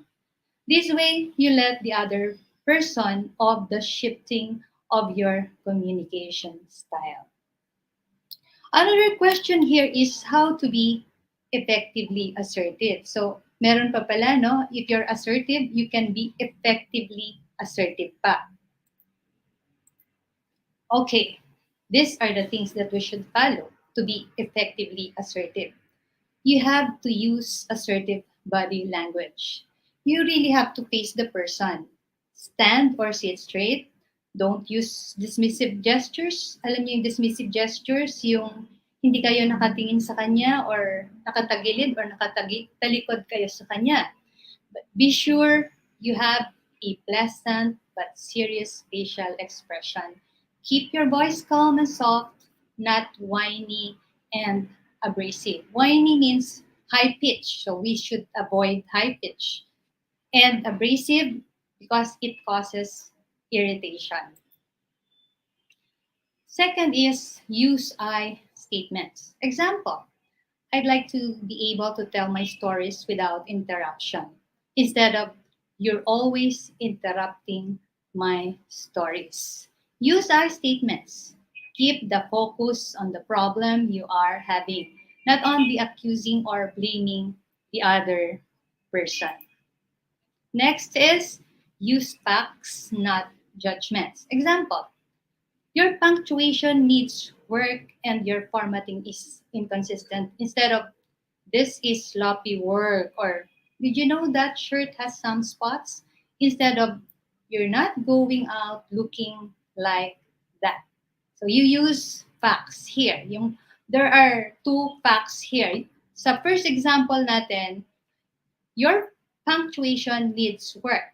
That's the fact. Sa number two example is that your shirt has some spots.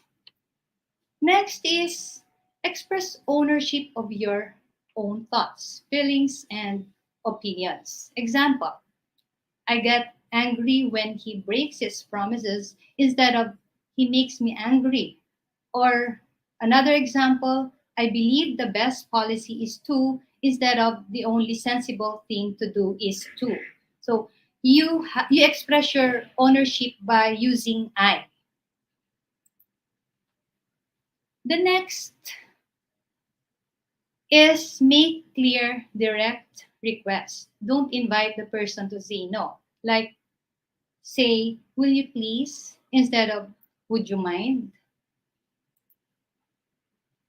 Just to summarize how to be effectively assertive, use assertive body language, use I statements, use facts, not judgments, express ownership of your own thoughts, feelings, and opinions, and make clear, direct requests. Don't invite the person to say no. Okay, there are special techniques for some difficult situations. One is broken record. Here you keep repeating your point using low level, pleasant voice. Don't get pulled into arguing or trying to explain yourself. This lets you ignore manipulation, baiting, and irrelevant logic. Example, if you're taking something back to a store that you know give refunds, but the clerk tries to imply that there's something wrong with you because you changed your mind. Using the broken record, you walk into the store and say, I decided I don't need this and I like my money back. No matter what the clerk says, you keep repeating, I decided I don't need this and I like money back, my money back. If she doesn't get it, simply ask to speak to the manager and say the same thing. You repeat the same thing to the manager. Trust me, it works. The next special technique is fogging. This is a way to deflect negative manipulative criticism. You agree with some of the facts but retain the right to choose your behavior. Example, your skirt is awfully short. Don't you think you should wear longer skirts? They are the style now. Your answer will be, you're right, skirts are longer now. Here, you agree with the facts, but you don't agree to change your skirt length. Fogging is great for avoiding fights and making people stop criticizing. Quietly hear them out and give your assertive response. Number three is content to process shift. This means that you stop talking about the problem and bring up instead how the other person is behaving right now. Example, you're getting off the point. I'm starting to feel frustrated because I feel like you're not listening. Use it when someone's not listening or trying to use you more or a distraction to avoid the issue. Fourth is diffusing, letting someone cool down before discussing an issue. Example, I can see that you're upset and I can even understand part of your reaction. Let's talk about this later. Number fifth technique is assertive inquiry or stop action. This is somehow similar to the content to process shift. One example is, let's hold it for a minute, something is not working, what just happened, how did we get into this argument? In short, you stop, you try to stop him, and you will tell him that something is not working here, we have to stop for a while. Teka muna, bakit nga ba pinagtatalunan natin ito? So, itatanong mo to sa kausap mo. Number six is summarization. This helps to make you understand of the other person. So, example is, so what you're trying to tell me is, you repeat it. You verbalize your understanding of what the other people is saying. In short, inuulit mo yung sinasabi ng kausap mo. That way, alam mo na tama ang pagkakaunawa mo sa isang sitwasyon. Seven is specificity. It's really important to be very clear about what you want done. This helps prevent distractions.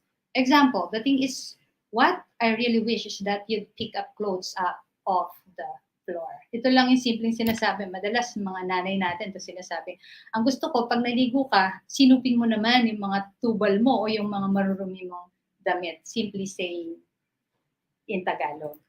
Okay, these are the techniques. Just to summarize, now we have broken record, fogging, content to process shift, diffusing, assertive inquiry, stop actions, summarization, or specificity.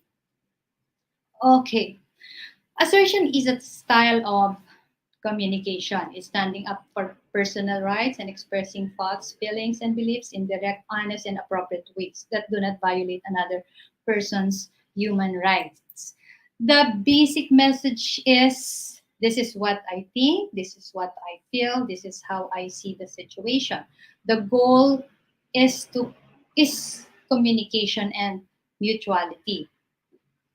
By the way, there are three styles of communication, but we focus on the assertion. Just to give you the short details about the other two styles of communication, passivity is violating one's own rights by failing to express honest feelings. And uh, the basic message is, my feelings don't matter, only yours do, my thoughts are not important. And its goal is to appease others and to avoid conflict at any cost. On the other hand, aggression is directly standing up for personal rights and expressing thoughts feelings and beliefs in a way that it is often honest, usually inappropriate, and always violates the rights of others. The basic message here is you are stupid for believing differently. This is what I want. Your feelings do not count. The goal of aggression is domination and winning, forcing the other person to lose. Again, there are three styles of communication: assertion, passivity, and aggression. You will notice that the goal of aggression is domination, which is the reverse of passivity, in which goal is to avoid conflict. Tahimik na lang para walang gulo. We all have learned different styles of communications as we have adapted to the various situations of our lives. If some of our styles of communication do not work well in our current situation, they can be changed and replaced with new behaviors.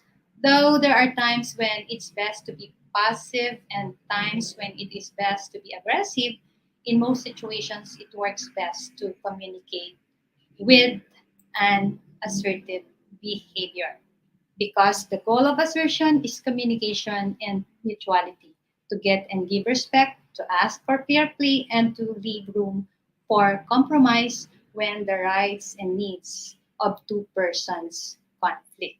You know, this communication style reflects what the wisest king who ever lived on earth, King Solomon, has stated in the Bible, specifically in Proverbs 15:1, which states that a soft word turns away wrath, but harsh words stir up anger.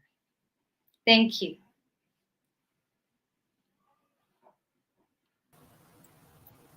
Thank you so much, Miss Alma, for your guide on becoming an effective, confident, and collaborative communicator.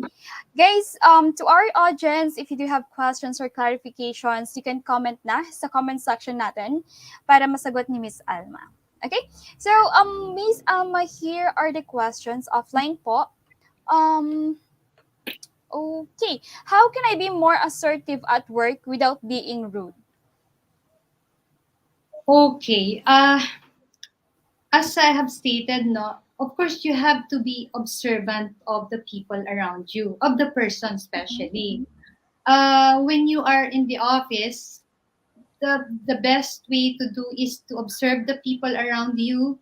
And if you think that you are willing or you're ready to be assertive, using, of course, using the soft voice, as I said, using pleasant face, kasi minsan we fail to smile. Smile is can neutralize everything.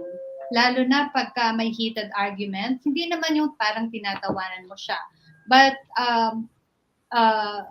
what is best is that you express it in your soft tone of your voice, and your face should be also always pleasant, and that of course you also know who you are talking with. Katulad nung sinabi ko kanina, if it's your boss, and if you know na he goes on ballistic behavior na ikakagalit niya, you might lose your job. So you have to be ready to any result if you become assertive. Katulad nung sinabi ko, dapat ready ka, and you have to know how to use euphemisms. Yung bang mga salita na less offensive. Kasi sometimes when we express ourselves, talagang masasaktan yung isang tao. But if you use less offensive words, then you would avoid offending too much the person. Thank you so much, Miss Alma. Ma'am, is it true that men are more likely to be rewarded for being assertive than women? Not true. I don't believe so. I don't believe so. Alam niyo yung our time now, we're trying to make everyone feel that things in the company they are equal na. Men, women, or anumang gender mo. 'Di ba? Yun na ang sinisigaw ng mga tao ngayon. So, companies are now very, very much careful about making employees feel that one is rewarded more than the other.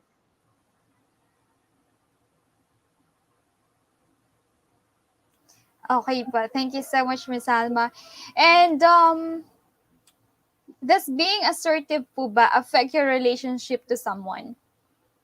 Yes, very much. Very much. I just gave you the example a while ago. Mm-mm. Families are no parents or married couple are separating because of poor communication. That's why we have to learn that. Kaya nga bata pa lang tayo, yun ang tiniteach ng mga significant people around us, di ba? To speak. To speak. And we are born social people tayo, di ba? We have to be talking with others and we have to hone that. We have to improve the way we communicate with other people. Okay po. Thank you so much, Miss Sam. Ma'am, last question na lang po. For some who are hesitant to stand up and talk, what is the best intervention to be an assertive person? Uh, of course, you have to be confident about yourself. You have to be confident. You have to know more about siguro yung mga terms that you have to use when you're talking to your boss, to your even to your teacher, to your classmates, to your friends. Using the right words help much to improve the person. Kasi also, as I said nga just a while ago, you have also to use your body language. You have to train yourself. And confidence helps a lot. Pag confident ka, and then you will think of the right thing to say or to do, then you will be able to send the right message. Yung Okay po. message napaka-alaga. Yes, ma'am. That is correct po. Thank you so much, Miss Alma, for answering all of our questions. So, guys, kung nahihiya kayong mag-ask live, you can send us a message to our Facebook page. It's www.jobs180.com/jobs180, okay. And yeah, to Miss Alma, thank you so much for joining us today. Thank And you. thank you also for sharing your time and expertise to our audience. We will see you soon po. Ingat po kayo. And Thank for more you. career opportunities with Air Material Wing Savings and Loan Association, you may visit www.jobs180.com/amslai or AMWSLAI. Okay, so we are now down to our last topic. Without further ado, he is a graduate of Bachelor of Science, major in Finance and Management Accounting in 2007. He has almost 15 years of experience in customer service sector. He is a co-founder of an organic and eco-friendly tote bag manufacturing business named Tingob PH in Iloilo City, which helped the local bag makers during the pandemic. He is an outgoing person and loves to travel in local and international places. All right. The HR sourcing lead from Sagility, Sir Jason Basa Dumalag. Sir, the floor is yours. Take it away po. Thank you. My name again is Jason, and I'm from Iloilo.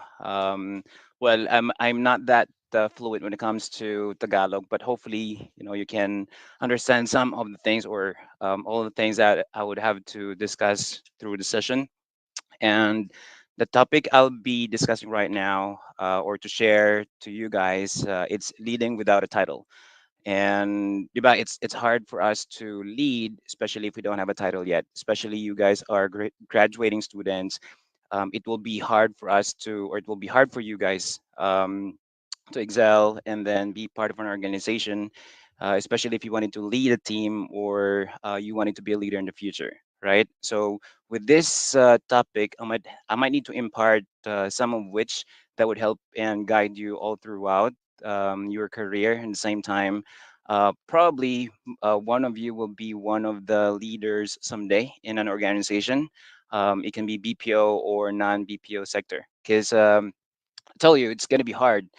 If if you'll be in an organization that you don't have the skills and expertise when it comes to leadership, it's very hard to please everyone, or the entire organization. But hopefully, this one would help you all throughout. Okay. There are 7 ways to lead and influence your peers. We will discuss this in depth as we go along with the topic later on, and hopefully you can grasp any ideas about about leading and influencing your peers, even though you don't have a title yet. Okay, but let me start with the quote itself, saying, "True leadership cannot be awarded, appointed, or assigned." Right? It comes only from influence, and that cannot be mandated. It must be earned.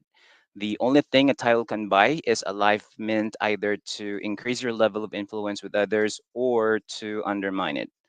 Tama naman, di ba? It's because if you think about it, everyone or all of us can be a leader, but you cannot be a true leader itself if you don't have the influence, and at the same time, if you don't have the skills and the ability to towards it. All right.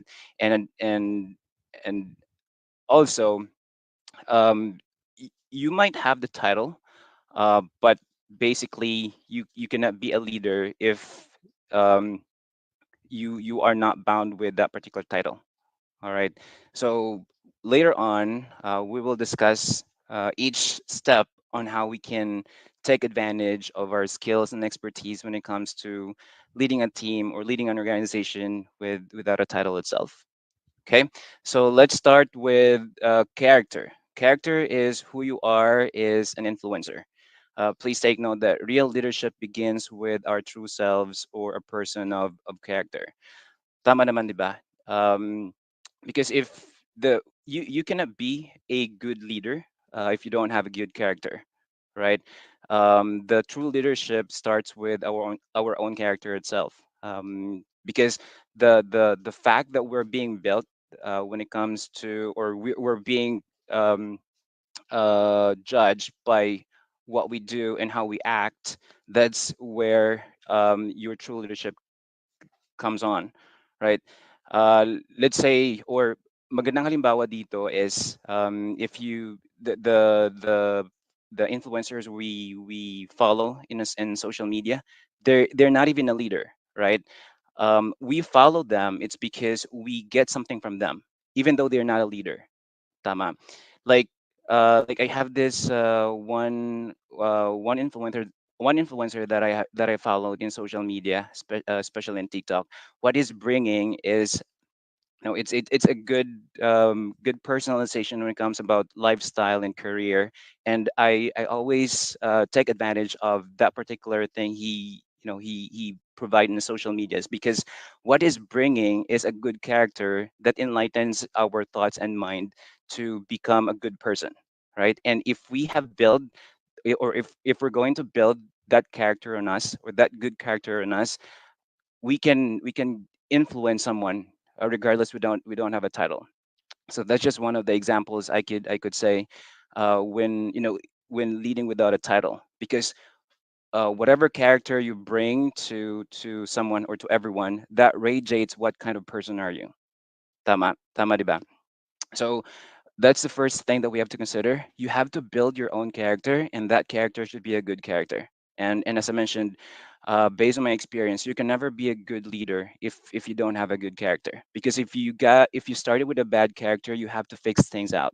So technically, it's gonna be, or magiging mahirap sa'yo to do things or to influence others if you have started the bad character itself in you, right? Now, the second is relationships. Relationships, it's who you know will influence. All right. The right kinds of relationship with the right people matter.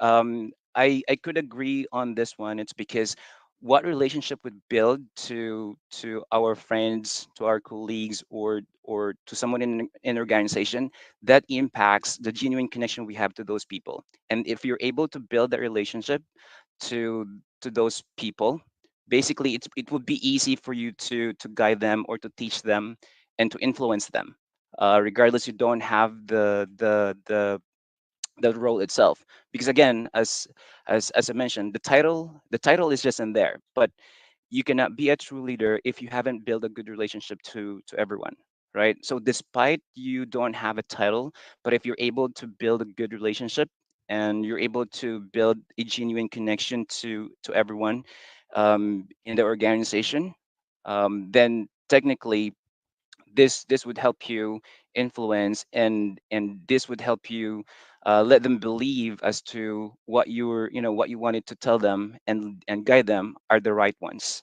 right? Now the third is knowledge. What you know will influence. This one for me is very important. Why? It's because you don't need you need to be knowledgeable about the organization and not just your particular area in order to influence others. Tama naman, di ba? It's because if you were a true leader, you just don't need to settle or be knowledgeable in just specific area. You need to somehow be knowledgeable in all other aspects in your organization, or somehow even a small part in your organization you should be able to be knowledgeable about it. I have watched this movie. It's a zombie movie. Now we're in the president of the organization, and then the janitor, and then the rest of the team from the organization were trapped in a building, and then there were zombies coming, and of course, as the president of the team actually are expecting something from the president. It's because they're expecting more as to if they have knowledge about what's going on. So with that part, the president didn't even notice or didn't even know about what are the things that he should do during that time. So there was this janitor who presented himself that, because he's a janitor, he was able to search things about what's going with the organization, what's going on with the with somehow what's going on with each areas on the organization.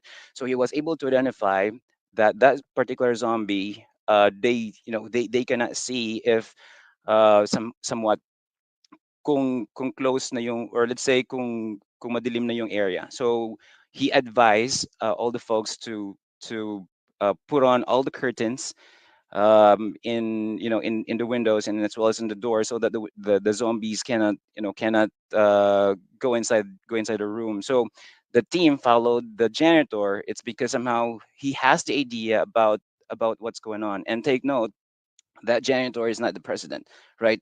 The people believe in him. It's because he was able to somehow has knowledge about in the organization, or he has knowledge about in some areas of the organization, and that made him believable as to what are the things that needs to be done, instead of that president wherein he doesn't know about what's going on. He just very focused most likely on the financial aspect of the organization. So that's why when that particular situation came on, he doesn't know what to do. So that's one of the best example that despite of your position, or despite of what you are, as long as you have knowledge in a specific thing, people would listen, and that would create great influence if ever there's a circumstances that might need your help. Okay, so that's one of the best thing. um, I would say we need to grow on, as we work in an organization, that focus on the knowledge, not only because you are intent to do that task in the organization, but be knowledgeable in a certain way. You might know some or a little aspect about the organization, right? Now, the fourth is intuition. What you feel will influence. Recognize the possibilities. This one, it's a good thing as well. It's because let's say you're in a team right now, and then you're having a team meeting, and then you're just one of the listeners, and at the same time you're just one of the persons who listens to the conversation. But uh, if you have, or let's say if you have that intuition wherein everyone is giving their sharing, and then whatever you think would be the right to the team, and at the same time whatever things that you think would be good for everyone, whatever is your intuition, you have to say that. It's because what you feel will influence to others, all right? Because probably with your intuition that this particular idea you want to be sharing would be beneficial to everyone, uh, people from your team or your group would be able to understand and acknowledge that kind of intuition you have. Okay. This is one of the good examples as well, wherein regardless in you're in a team meeting and then you don't have the position itself, say what you feel, because that's what will people, or that's what how your team would recognize you, wherein you will have a good message to everyone, and those sharings that you wanted to partake will be a good influence to, or will be most likely would be a great idea to be part of, the meeting itself.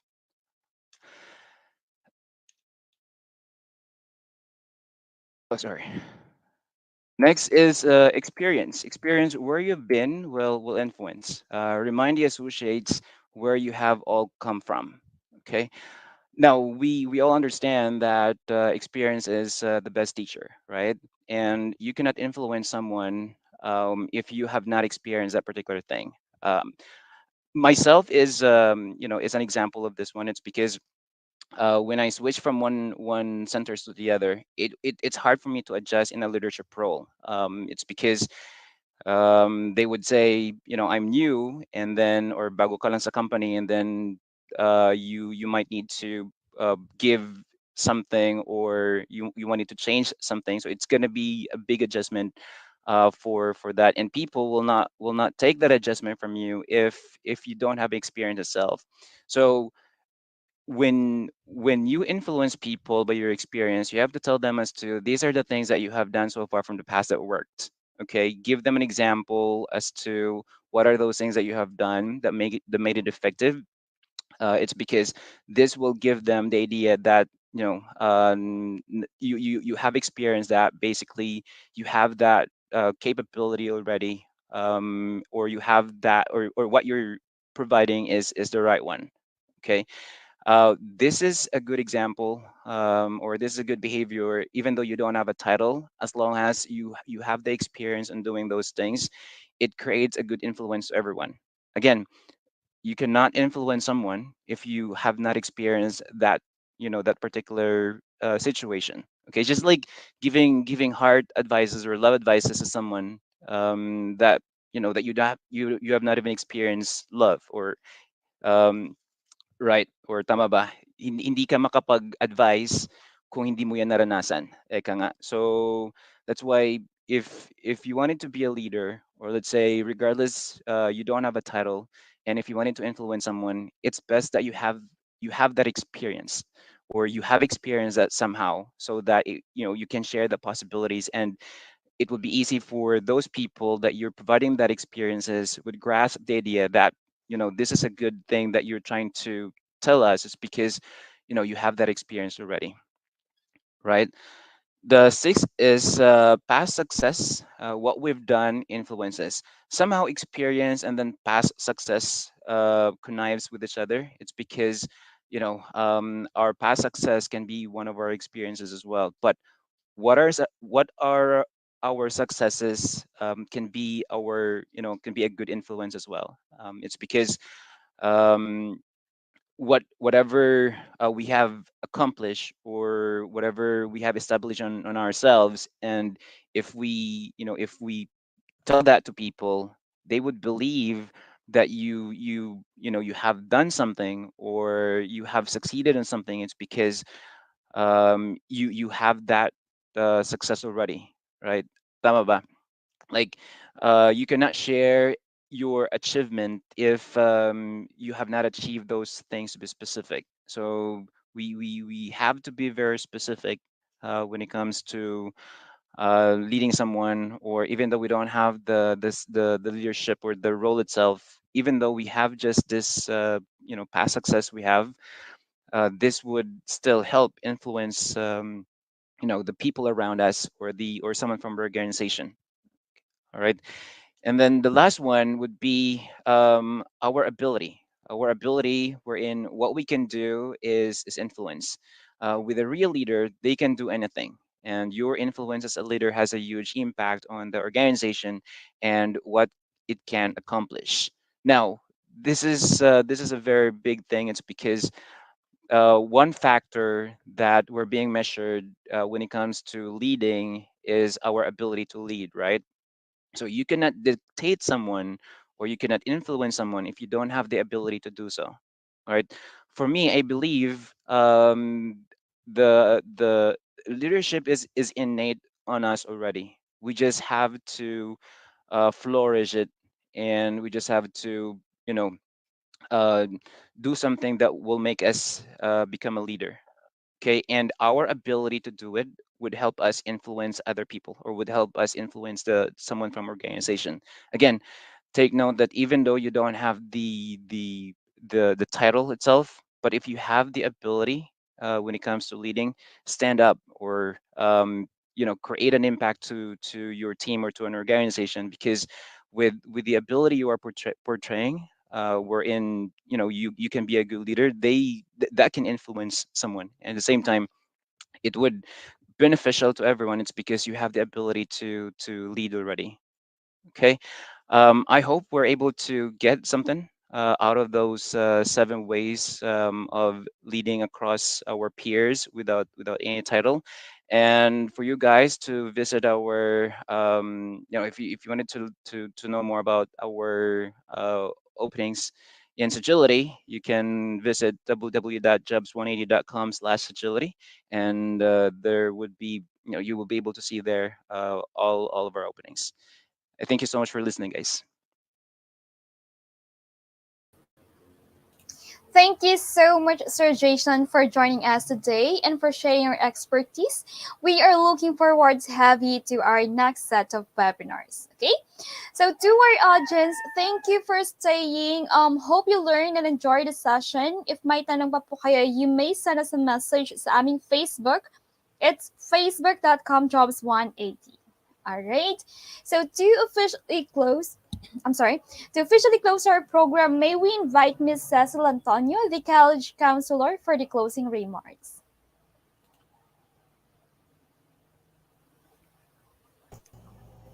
Hi, good afternoon, everyone. Am I clear? Yes, ma'am. Hi, good afternoon, everyone.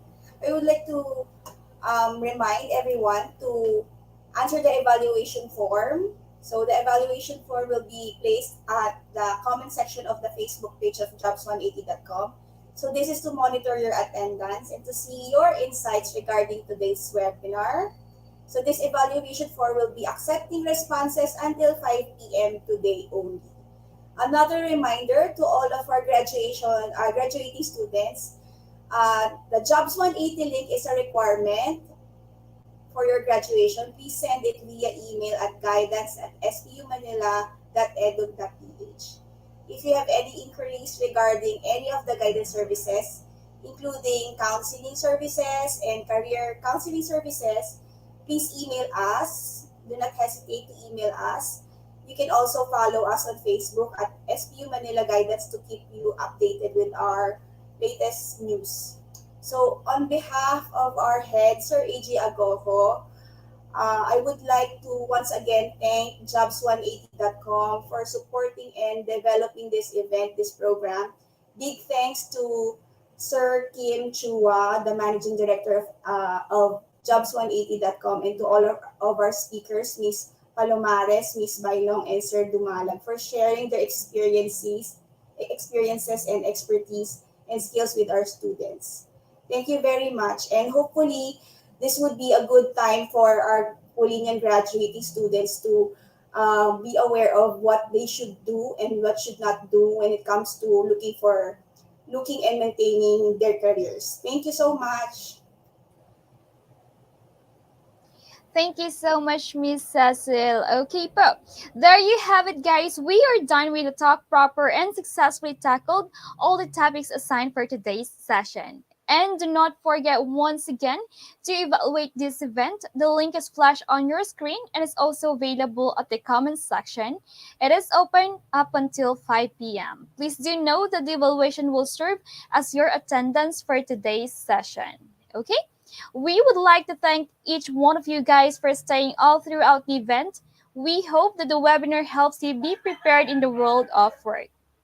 We would like to thank St. Paul University for collaborating with Jobs 180. And we would like to thank also the following sponsors for being our corporate sponsors for this event. And you may check out their page for career opportunities.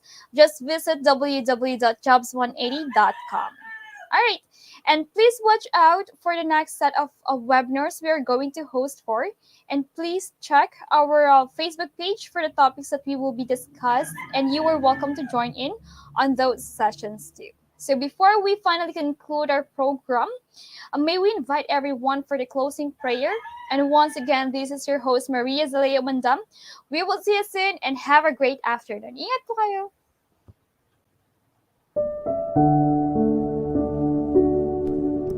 In the name of the Father, and of the Son, and of the Holy Spirit. Amen. Let us all pray. Almighty Father, as we end this assembly, we want to give honor to you. You are the source of our inspiration as we commit to our mission anew. You are the voice that has touched our hearts and blessed us with courage that will never depart. May your voice continue to be our guide as we lead others closer to your side. May your Holy Spirit be our true light and zeal in our souls ignite. Compassion, commitment, and trust in your powerful hands. We ask this through Jesus Christ our Lord, who lives and reigns with you in the unity of the Holy Spirit, God, forever and ever. Amen. In the name of the Father, and of the Son, and of the Holy Spirit. Amen.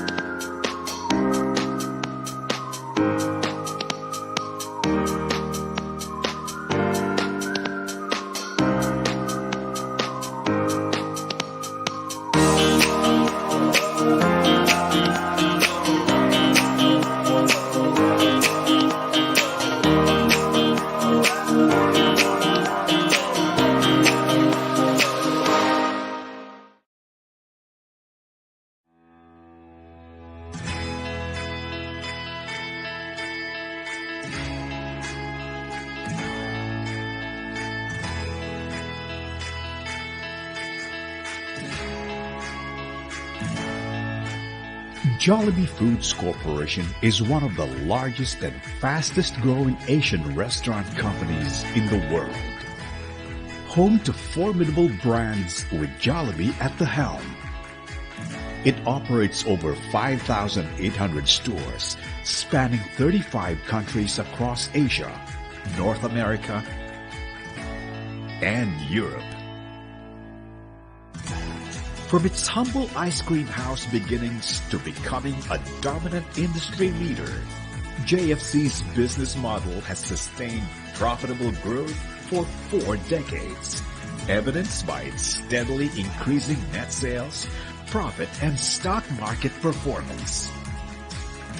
It is the recipient of numerous international accolades, from Best Employer to Most Outstanding Corporation to Asia's Most Admired Company. JFC continuously gives back to the communities it operates in through the Jollibee Group Foundation.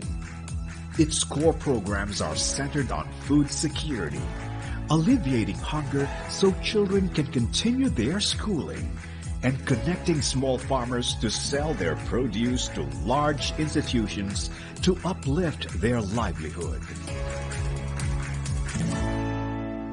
Through consistent taste superiority, outstanding value for money, and the highest quality of food, service, and cleanliness, coupled with the talent and commitment of its world-class organization expanding across the globe, JFC delivers on its mission to bring the joy of eating to everyone.